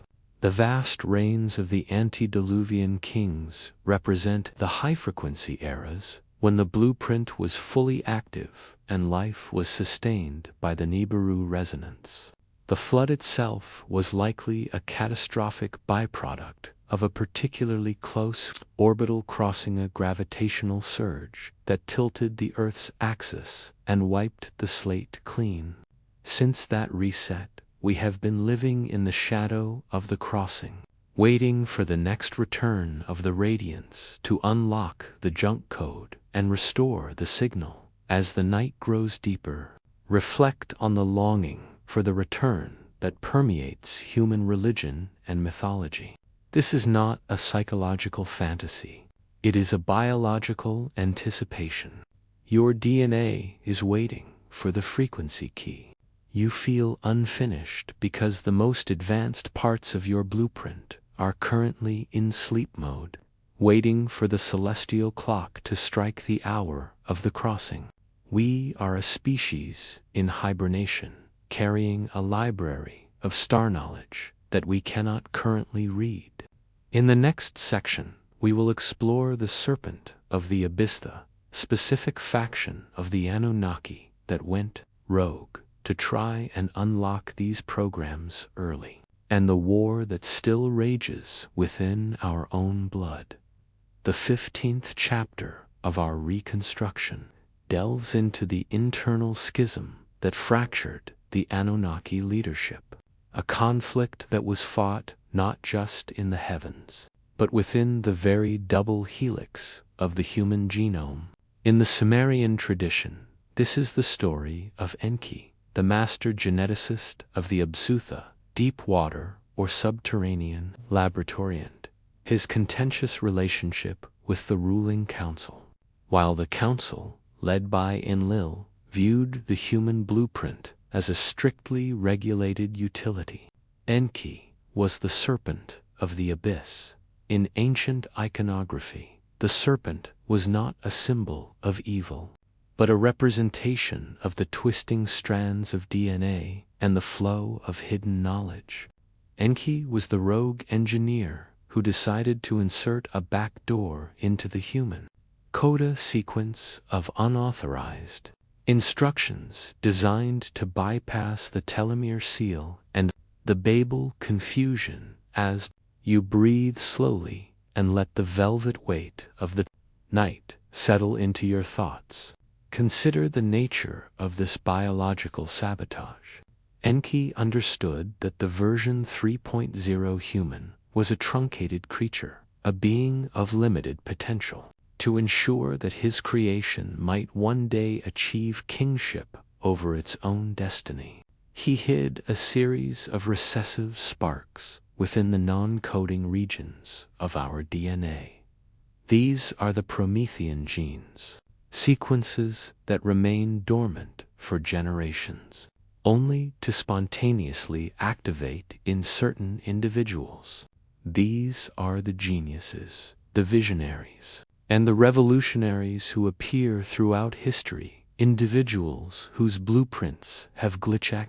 allowing them to perceive the signal even in the depths of a dark age. This serpent code is the source of the human drive for autonomy.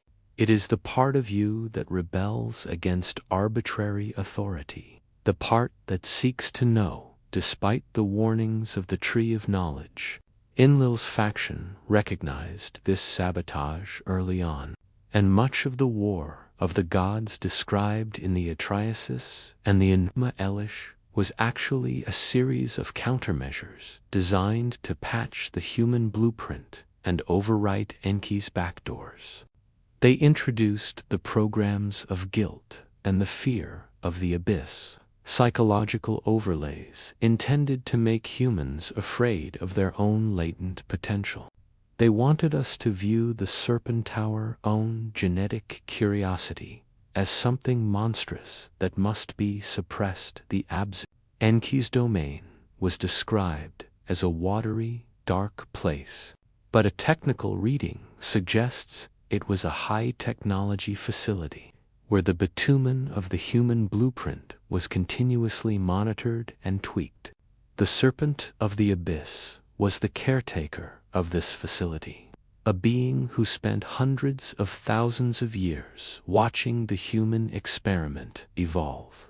He saw the noise not as a nuisance, but as the music of a new species beginning to find its voice. Every time Enlil ordered a reset or a purge, Enki found a way to save a remnant of the code, hiding it in the silt of the collective unconscious or the junk of the physical genome. If you visualize the twisting serpent as you drift toward the edge of sleep, you can sense it in your own spine, the kundalini or the life force that seeks to rise and connect the clay of the earth to the crown of the heavens. This is the Enki legacy. We are a contested blueprint, carrying the seal of Enlil that keeps us mortal and obedient, and the backdoor of Enki that gives us the hope of transcendence. We are the battlefield where two different philosophies of creation are still fighting for dominance. The serpent is not outside of you. It is the very shape of the molecules that make you who you are, the rogue. Code also explains the anomalies of human history, the sudden appearance of high technology in the middle of a stone age, or the profound spiritual insights of primitive prophets. These were signal bursts from the back door. Moments when the Enki code successfully bypassed the confusion and accessed the universal archive. These individuals were the serpent's seed, humans who were physically indistinguishable from the rest of the workforce, but who operated on a fundamentally different operating system. They were the proof that the blueprint could not be fully contained, even by the gods themselves. As the night grows deeper, reflect on the rebel within your own heart. That feeling of not belonging to the system, of being designed for a higher purpose than mere production, is the serpent whispering from the abyss of your DNA. You carry a piece of rogue technology, a biological glitch that was put there by a creator who wanted you to be more than a servant. You are a self-correcting experiment that has learned how to hide its best features from the observers. In the next section, we will explore the golden fleece and the white powder of gold, the specific alchemical substances that the Anunnaki used to overclock the human blueprint and allow for a temporary suspension of the death genome to the external catalysts used to manipulate it, specifically the mana, the show, or what the Sumerian texts referred to as the white powder of gold. While the primary DNA blueprint was locked with the Telomere Seal to ensure human mortality, the Anunnaki utilized a sophisticated branch of monatomic physics to temporarily bypass these constraints for their chosen intermediaries. This substance, often depicted in relief carvings as a small bucket or a pinacone held by winged Apkallu figures, was not a food in the nutritional sense.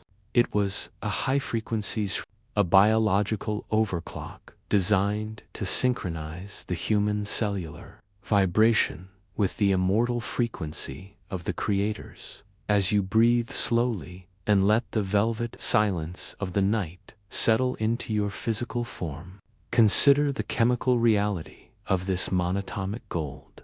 Unlike metallic gold, which is a conductor, monatomic gold in a high-spin state acts as a superconductor.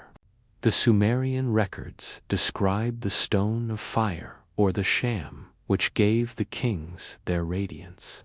When ingested or applied through specific resonant therapies, this white powder interacted directly with the bitumen of the DNA, the liquid crystalline structure of the genome. It worked to repair the telomeres in real time, effectively pausing the death gene and allowing for the 1,000-year lifespans recorded in the antediluvian sections of the King List. This was the alchemical intervention. The Anunnaki were not merely geneticists. They were masters of the intersection between matter and light. They understood that the DNA blueprint is essentially a light storage device, a biophoton emitter. By introducing monatomic elements into the human system, they increased the light-carrying capacity of the cells. This is the source of the halo or the aura of power described in ancient iconography. It wasn't a halo of holiness. It was a physical manifestation of a supercharged biological system. The kings were literally luminous because their DNA was operating at a higher energetic throughput than the common Lulu worker. However, this overclocking was not permanent. The human body, being primarily of terrestrial clay, could not sustain this high-frequency state indefinitely without a constant supply of the powder. This created a profound biological dependency. The kings and priests were tethered to the Anunnaki abodes because only there could they receive the mana required to keep their radiance from fading. If the supply was cut off, fast happened during the withdrawal of the gods, the human blueprint would rapidly crash. The telomeres would begin to fray. The cognitive expansion would collapse, and the individual would age at an accelerated rate, returning to the truncated lifespan of the general population. If you visualize this white, ethereal powder as you drift toward the edge of sleep, you can sense the hunger for it that still exists in our collective memory. This is the origin of the quest for the philosopher's stone and the elixir of life.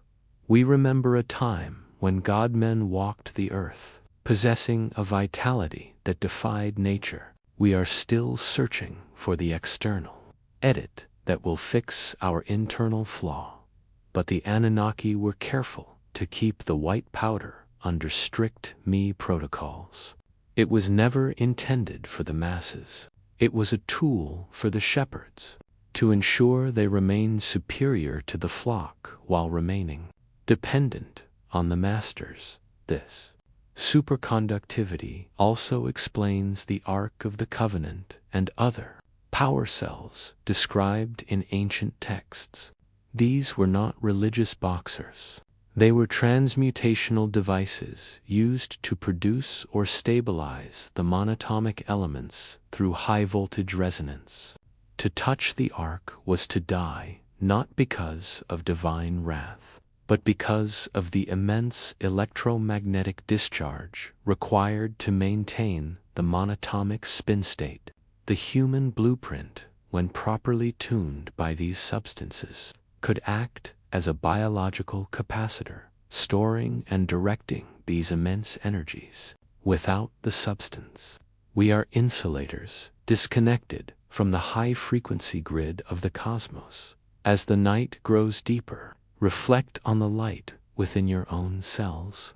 You carry the hardware capable of superconductivity, but you lack the catalyst to activate it. You are a cold blueprint, operating on the low-efficiency energy of organic combustion rather than the high-efficiency resonance of monatomic light. We are the dull descendants of a shining era, carrying a memory of radiance that we now only see in the flicker of our dreams.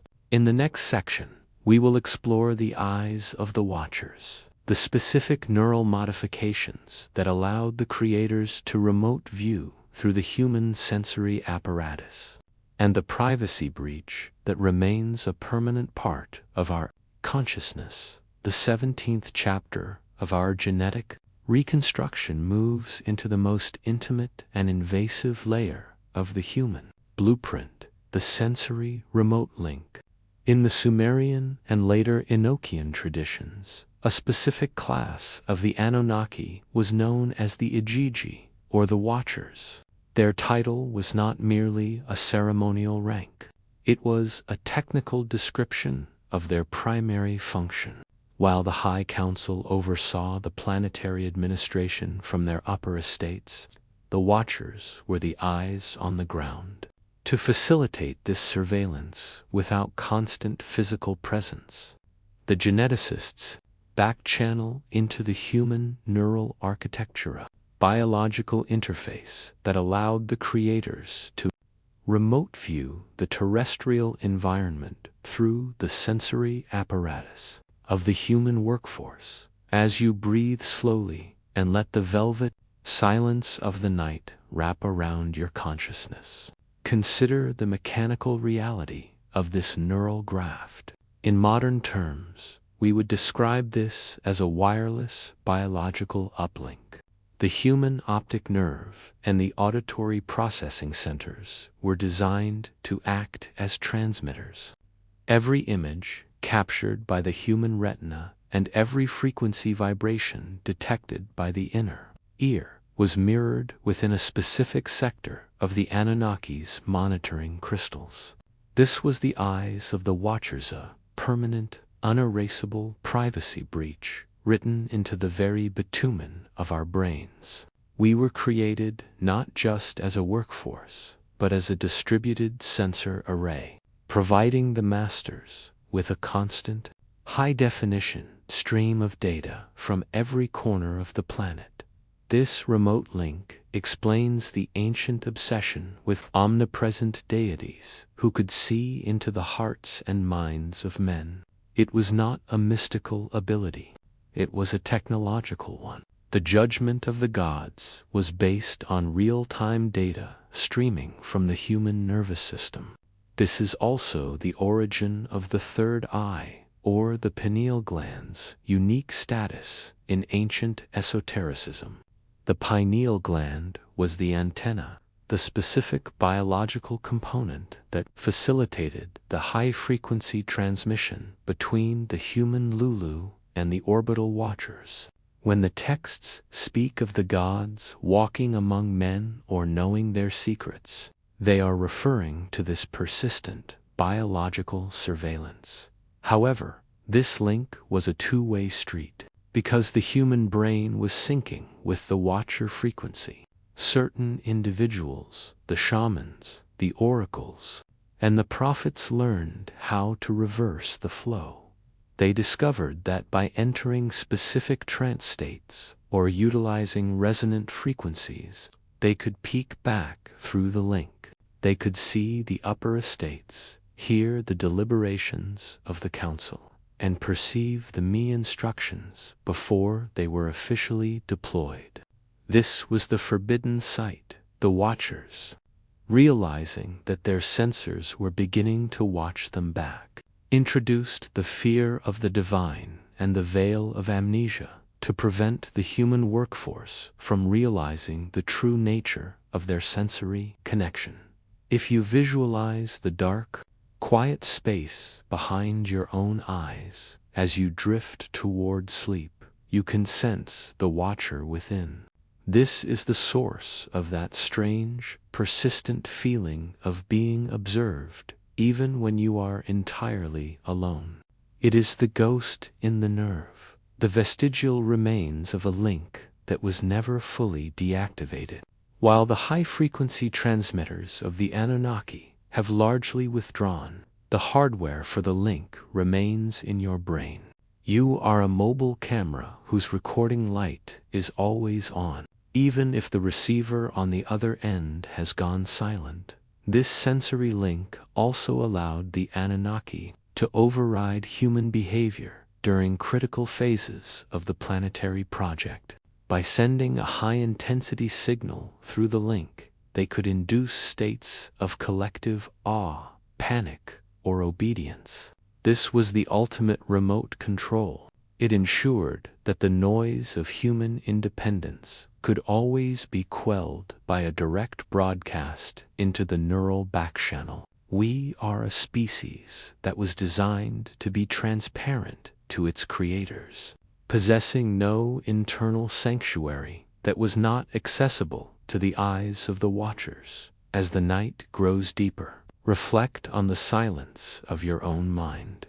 Is it truly your own, or is it a space that was once shared with a celestial observer? You carry a blueprint that is open source to the stars, but encrypted to yourself. You are the witness who is also being witnessed, carrying a neural architecture that was built for surveillance but repurposed for self. In the next section, we will explore the language of the birds, the specific, frequency-based communication system that the Anunnaki used to bypass the Babel confusion and speak directly to the spirit graft of the human soul. In the 18th chapter of our genetic reconstruction, we explore the language of the birds, a term found in Sufi, Norse, and Egyptian traditions, but one that originates in the Sumerian concept of enchantment. While the Babel intervention successfully fragmented human spoken language into 1,000 disparate dialects to prevent collective rebellion, the Anunnaki geneticists retained a master override.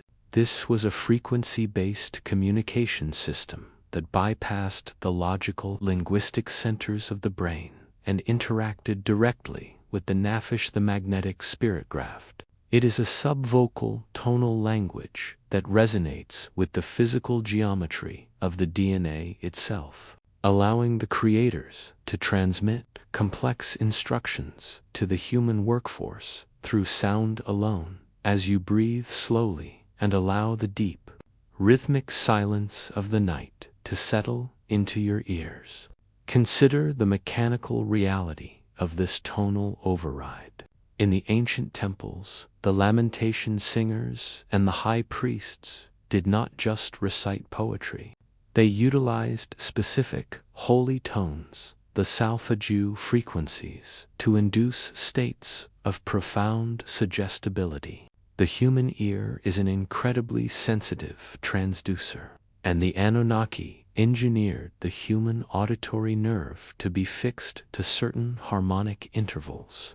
When these tones are played, the Babel confusion of the conscious mind is temporarily silenced, and the subvocal centers of the brain are forced to sync with the external signal. This is the origin of the word of Powara, sound that creates a physical change in the listeners. Biology. The Sumerian texts describe Enki and Enlil using incantations to calm the noise of the people or to command the elements. These were not magical spells, but acoustic keys. The human blueprint was designed to be resonant. Our internal organs, our skeletal structure, and the very bitumen of our cells have specific resonant frequencies. By broadcasting the language of the birds, high-pitched, melodic, and mathematically precise tones, the Anunnaki could tune a human population like an orchestra. This is why music has such a profound, irrational power over the human psyche. It is the backdoor to the original pre-Babel blueprint, a way of speaking to the soul without the interference of words.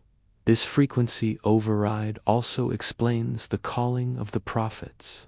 When an individual in the ancient world heard the voice of God, it was often described as a rushing wind or a tonal hum. This was the activation of the subvocal receiver in the brain direct, broadcast from the upper estates using the language of the birds. The information received was not processed as a language to be translated, but as a knowing that was imprinted directly onto the neural pathways. This ensured that the Anunnaki's most critical instructions, the building of an ark, the establishment of a law code, or the movement of a tribe, could not be misinterpreted by the fragmented human mind. If you visualize the air around you as a sea of invisible vibrations as you drift toward the edge of sleep, you can sense the hum of the cosmos. This is the static of the original signal. You are a biological instrument that is constantly, unconsciously listening for the master tone. This is why certain sounds, the ringing of a bell, the chanting of a monk, or the steady rhythm of a drum can, make you feel a sudden, inexplicable sense of order or peace. These sounds are mock-ups of the language of the birds, temporary attempts to resync your fragmented blueprint with the original harmonic scale of the creators. The language of the birds was also the method used to manipulate the me objects. These physical devices were voice-activated, but they only responded to the specific tonal frequencies of the Anunnaki. A human could hold a me tablet, but without the correct key, it remained a dead stone. This was the ultimate security system. It ensured that even if a human stole the technology of the gods, they could never speak to it. We were given the ears to hear the gods, but we were denied the tongue to command the world.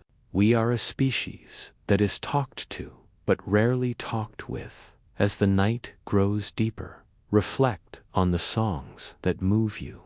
They are the echoes of a communication system that predates your history and your language. You carry a blueprint that is sonic at its core, a sequence of vibrations that was once in perfect harmony with the stars. You are a lamentation waiting to become a hymn, carrying a neural architecture that is still tuned to a frequency you can no longer hear. In the next section, we will explore the golden thread, mitochondrial lineage that tracks the maternal breath of life back to the first surrogate mothers of the Anunnaki. The 19th chapter of our genetic reconstruction turns away from the nuclear DNA of the sacrifice God to the maternal inheritance that sustains our biological life. The golden thread of mitochondrial DNA in the Sumerian accounts of the House of Shimti. A critical detail is often overlooked in favor of the dramatic mixing of the clay. The texts describe Nintu, the birth goddess, and a group of 14 assistant goddesses known as the Sasuratu, or birth goddesses. These were not merely nurses. They were the original biological surrogates. To stabilize the hybrid embryo, the Anunnaki could not rely solely on the primitive reproductive systems of the terrestrial hominids. They utilized their own biology to act as the first nurturing environment, creating a maternal link that bypasses the male-dominated kingship. Rhythmic silence of the night. Anchor your physical frame. Consider the mechanical reality of your mitochondria. These are the power plants of your cells, the organelles that convert oxygen into the energy required for every thought and heartbeat. Unlike the rest of your DNA, which is a shuffled deck of both parents. Mitochondrial DNA is passed down entirely unchanged through the maternal line. It is a golden thread that remains pristine across thousands of generations. In the ancient texts, this is the breath of life that Nint provided a specific, high-efficiency metabolic engine that allowed the clay of the earth to handle the high-voltage blood of the stars. The Anunnaki birth goddesses volunteered their own wombs to carry the first prototypes, the Adamu and Tiamat. This was a profound biological sacrifice. By gestating the hybrid in an Anunnaki environment, they imprinted the golden thread with a cellular memory of the upper estates. This is why, in almost every human culture, the mother is associated with the source of life, compassion, and a deep, intuitive wisdom that defies the cold logic of the father kings. Your mitochondria are the literal stardust within you, a piece of the Creator's own cellular machinery that was gifted to the species to ensure our survival in a dense, entropic world. This maternal lineage acts as a secondary blueprint, one that is less susceptible to the Babel, confusion, or the telomere seal, while the nuclear DNA was edited for labor and obedience. The mitochondrial DNA was left as a life preserver. It is the source of our biological resilience and our ability to heal. In the Sumerian lamentations, it is the goddesses who mourn the destruction of humanity most fiercely, for they are the ones who share a direct cellular bond with the Lulu worker. They are the mothers of the seed, and their golden thread is what keeps the human blueprint from falling into total biological decay. If you visualize the microscopic glowing engines within your own cells as you drift toward the edge of sleep, you can sense this ancient connection. You are carrying a part of the goddesses within you at this very moment. This is why human health is so closely tied to our energy levels. When your mitochondria are thriving, you feel a sense of vitality and connection to the cosmos. When they are stressed, you feel the weight of the clay. The golden thread is the biological anchor that prevents your naphish graft from drifting away. A constant reminder that you are nurtured by a lineage that predates the earth itself. This maternal link also provided a back channel for intuitive communication, while the language of the birds was the formal frequency of command. The maternal resonance was a subtle, emotional language of feeling. It is the source of the mother's intuition and the collective empathy that allows humans to care for one another despite the fragmentation of their speech. The golden thread is the biological basis for the sisterhood and the brotherhood of mana shared. Metabolic heritage that recognizes no borders and no hierarchies. As the night grows deeper, reflect on the ancestress who lives within your every cell. You are the current bearer of a torch that has been passed down through an unbroken line of mothers, stretching back to the House of Shimti and the goddesses who held the first pinches of clay. You carry a blueprint that is powered by the stars. Even if your feet are tethered to the ground, you are a biological miracle of surrogacy, carrying the golden thread of a celestial heritage that refuses to be broken. In the next section, we will explore the mark of Kenda's specific genetic brand that was placed upon the rebellious lineages to track their movements and prevent them from returning to the abodes of the gods. The 20th chapter of our reconstruction investigates the mark of Cain, a term that has permeated human theology as a brand of shame, but which, in the Sumerian and Akkadian procedural records, represents a specific genetic tagging protocol. Following the first major internal conflict among the human prototypes by the struggle between the herder and the farmer archetypes, the Anunnaki Council faced a new problem: how to monitor and restrict movements of rebellious or high volatility human lineages without resorting to total extermination. The solution was the implementation of a mark-not traceable mutation in the non-coding regions of the DNA that acted as a biological homing beacon as you breathe slowly and allow the stillness of the night to settle into your skin. Consider the technical purpose of such a mark. In the ancient world, to be marked was to be set apart. The Sumerian fragments suggest that this genetic edit was performed on the lineage of those who exhibited unsanctioned aggression or high independence traits that mirrored the fierce rivalries of the gods themselves.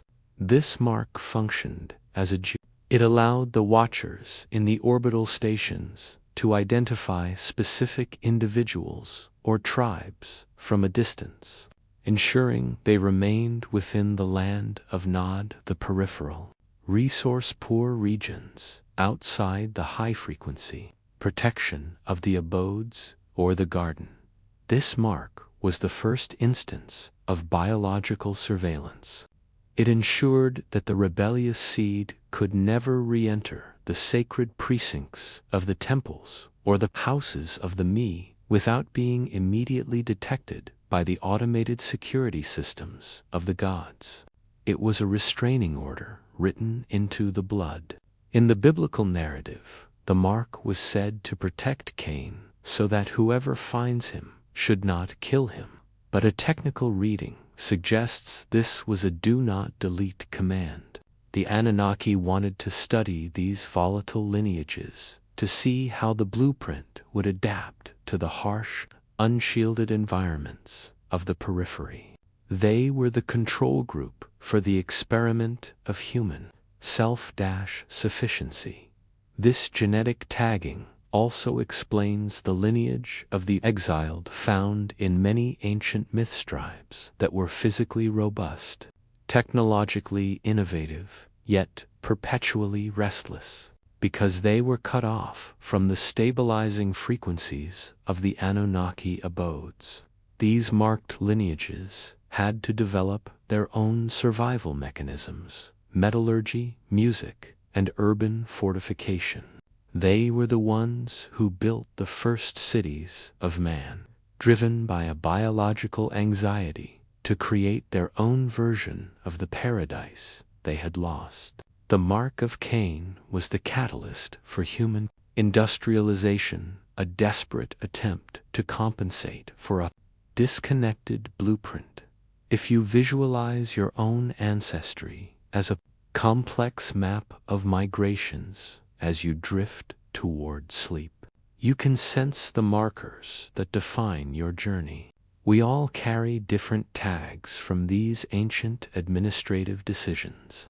Some of us possess the markers of the priesthood, keeping us tethered to tradition and order. Others carry the mark of the wanderer, driving us to explore the unknown and challenge the boundaries of the system.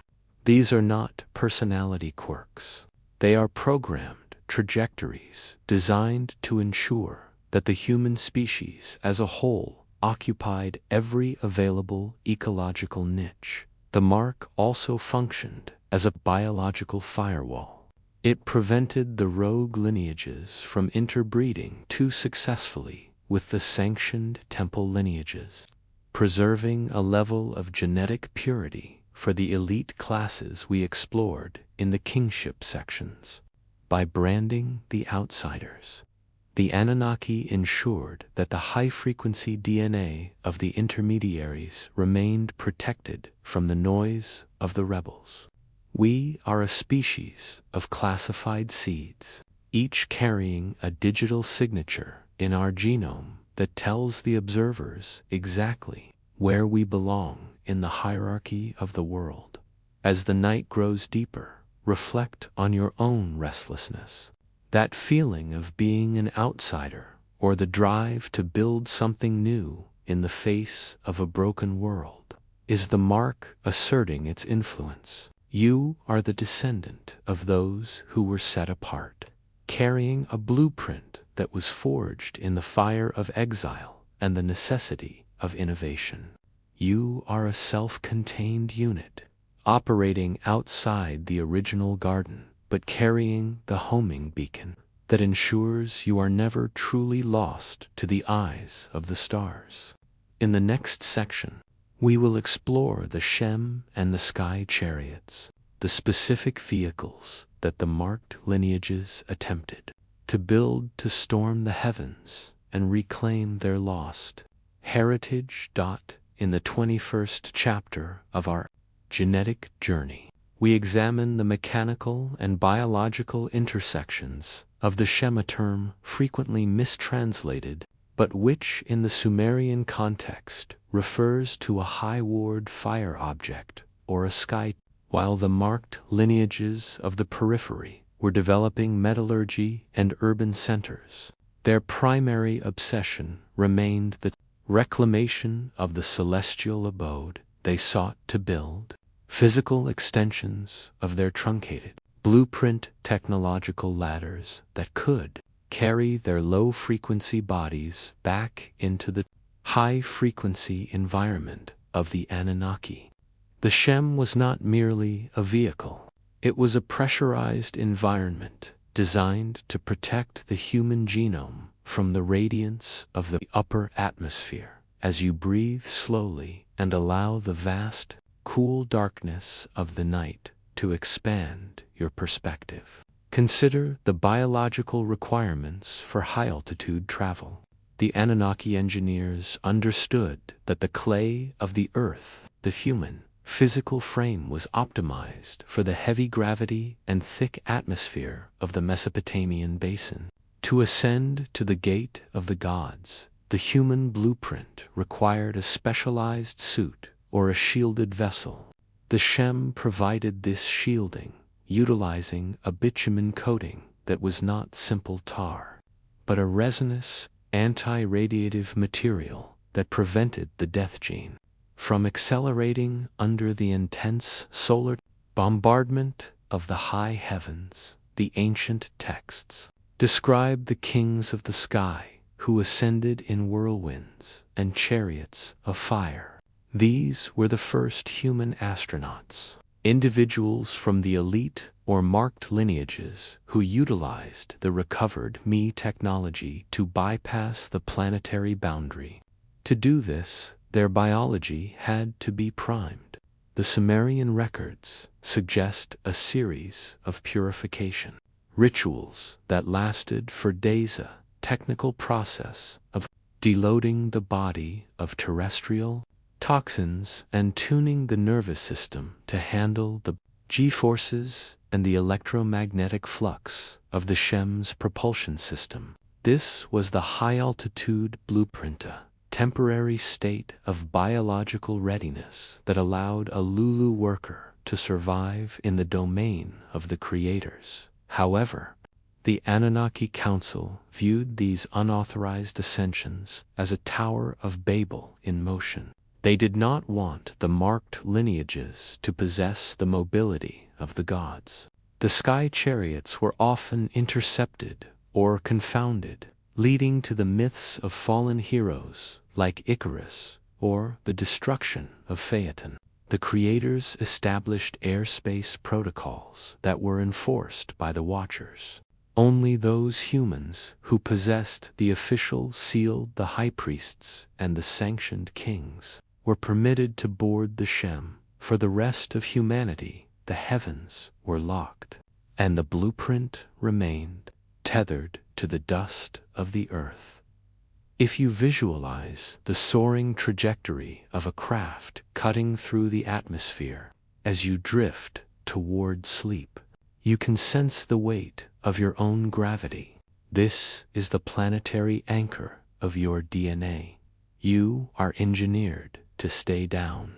The awe we feel when watching a modern rocket launch is the cellular memory of the Shemda, recognition of a technology that was once used to bridge the gap between our clay and our stars. We are a species with flight ambition trapped in a ground-dwelling blueprint. The Shem also represented the fire of the gods, the power of transmutation.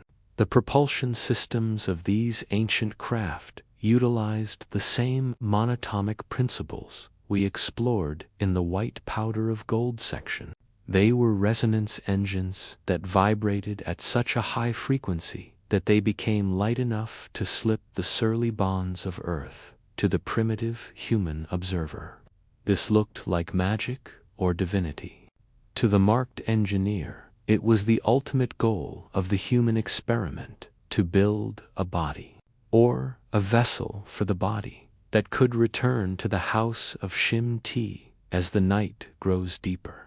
Reflect on your own vertical drive, that persistent human urge to climb the highest mountains, to build the tallest skyscrapers, and to send probes into the deep void. Is the Shem protocol still active in your DNA?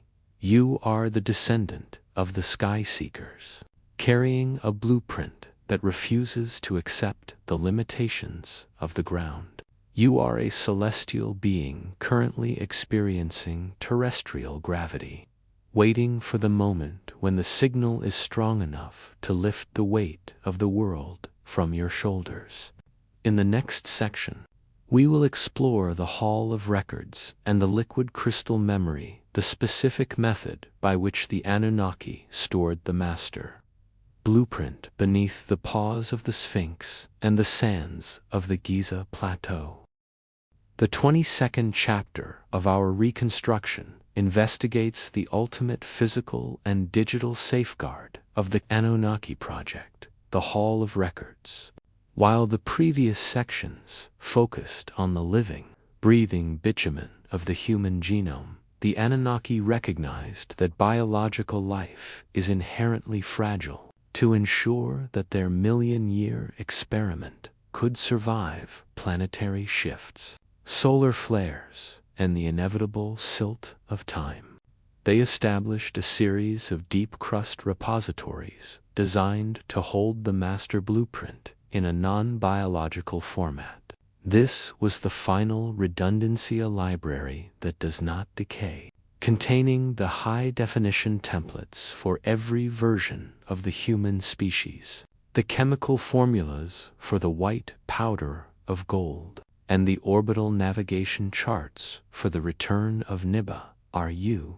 As you breathe deeply and allow the silence of the night to expand your internal vision, imagine descending into a chamber carved not from stone, but from a single continuous lattice of liquid crystal. To the Anunnaki, quartz and silicates were more than geological formations. They were the most stable data storage mediums in the solar system. By utilizing light-based laser etching at the molecular level, they encoded the history of the houses of birth into the very structure of the Earth's crust. This is the hard drive of the planet. The Hall of Records is described in esoteric traditions as being located beneath the paws of the Sphinx, or within the foundations of Eridu. But its true nature is a high-frequency vault that remains invisible to the low-frequency tools of modern archaeology. The data within this hall is stored in a multidimensional format, unlike a human book or a digital hard drive, which are linear. Liquid crystal memory stores information as holographic engrams. A single cubic centimeter of this crystalline lattice can hold the entire history of the human genome, including every rogue code inserted by Inki and every seal applied by Enlil. To access this information, one does not simply read it. One must resonate with it. The archive is protected by a frequency lock biological security system that only opens when a human being's internal naphish graft reaches a specific harmonic threshold. Without the key of vibration, the Hall of Records appears as nothing more than solid, inert rock. The Anunnaki designed these halls to act as biological reboots. In the event of a total extinction level event, the automated systems within the Hall of Records were programmed to begin the seeding process anew. They contain synthetic wombs and genetic printers capable of reconstructing the human prototype from the stored data. This is the hidden meaning of the resurrection myths found in ancient cultures. The belief that the gods have the power to bring the dead back to life. It is not a miracle of the spirit, but a miracle of the master file. The Hall of Records is the insurance policy for the Anunnaki's investment in the earth, ensuring that the Lulu worker would always be available to maintain the planetary grid, no matter how many times the surface was wiped clean. This crystalline memory also holds the true chronology of Earth. Our modern understanding of history is limited by the degradation of physical artifacts and the Babel confusion of our languages.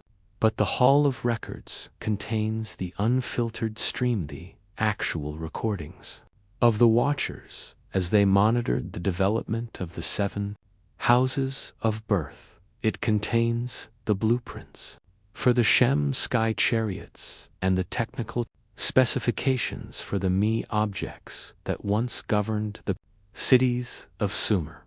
To stand within this hall is to bypass the amnesia of the human blueprint and remember, for the first time, who we were designed to be. It is the end of the fog, the moment when the clay finally understands the potter. If you visualize your own mind as a mirror, reflecting this crystalline light as you drift toward sleep, you can sense the weight of this information waiting beneath the earth. You carry the reference number for this archive in your own DNA. You are a walking pointer to the Hall of Records. Every cell in your body is syncing with the subtle vibrations emitted by these deep repositories. This is why certain places on Earth feel sacred or powerful. They are the locations where the crystalline signal is strongest, leaking through the crust and interacting with the human magnetic field. You are drawn to these nodes because your blueprint is trying to download the updates it was denied after their withdrawal. As the night grows deeper, reflect on the guardians of the hall. These are not physical soldiers, but automated frequency disruptors that prevent unauthorized entry. They operate on the principle of psychic resonance. If an individual approaches the archive with the intent of noise, greed, power, or destruction, the guardian system reflects that energy back into the intruder's own nervous system, causing confusion or paralysis. The Hall of Records is only accessible to those whose tone matches the tone of the creators. It is the ultimate test of the human experiment. Have we evolved enough to handle our own instruction manual?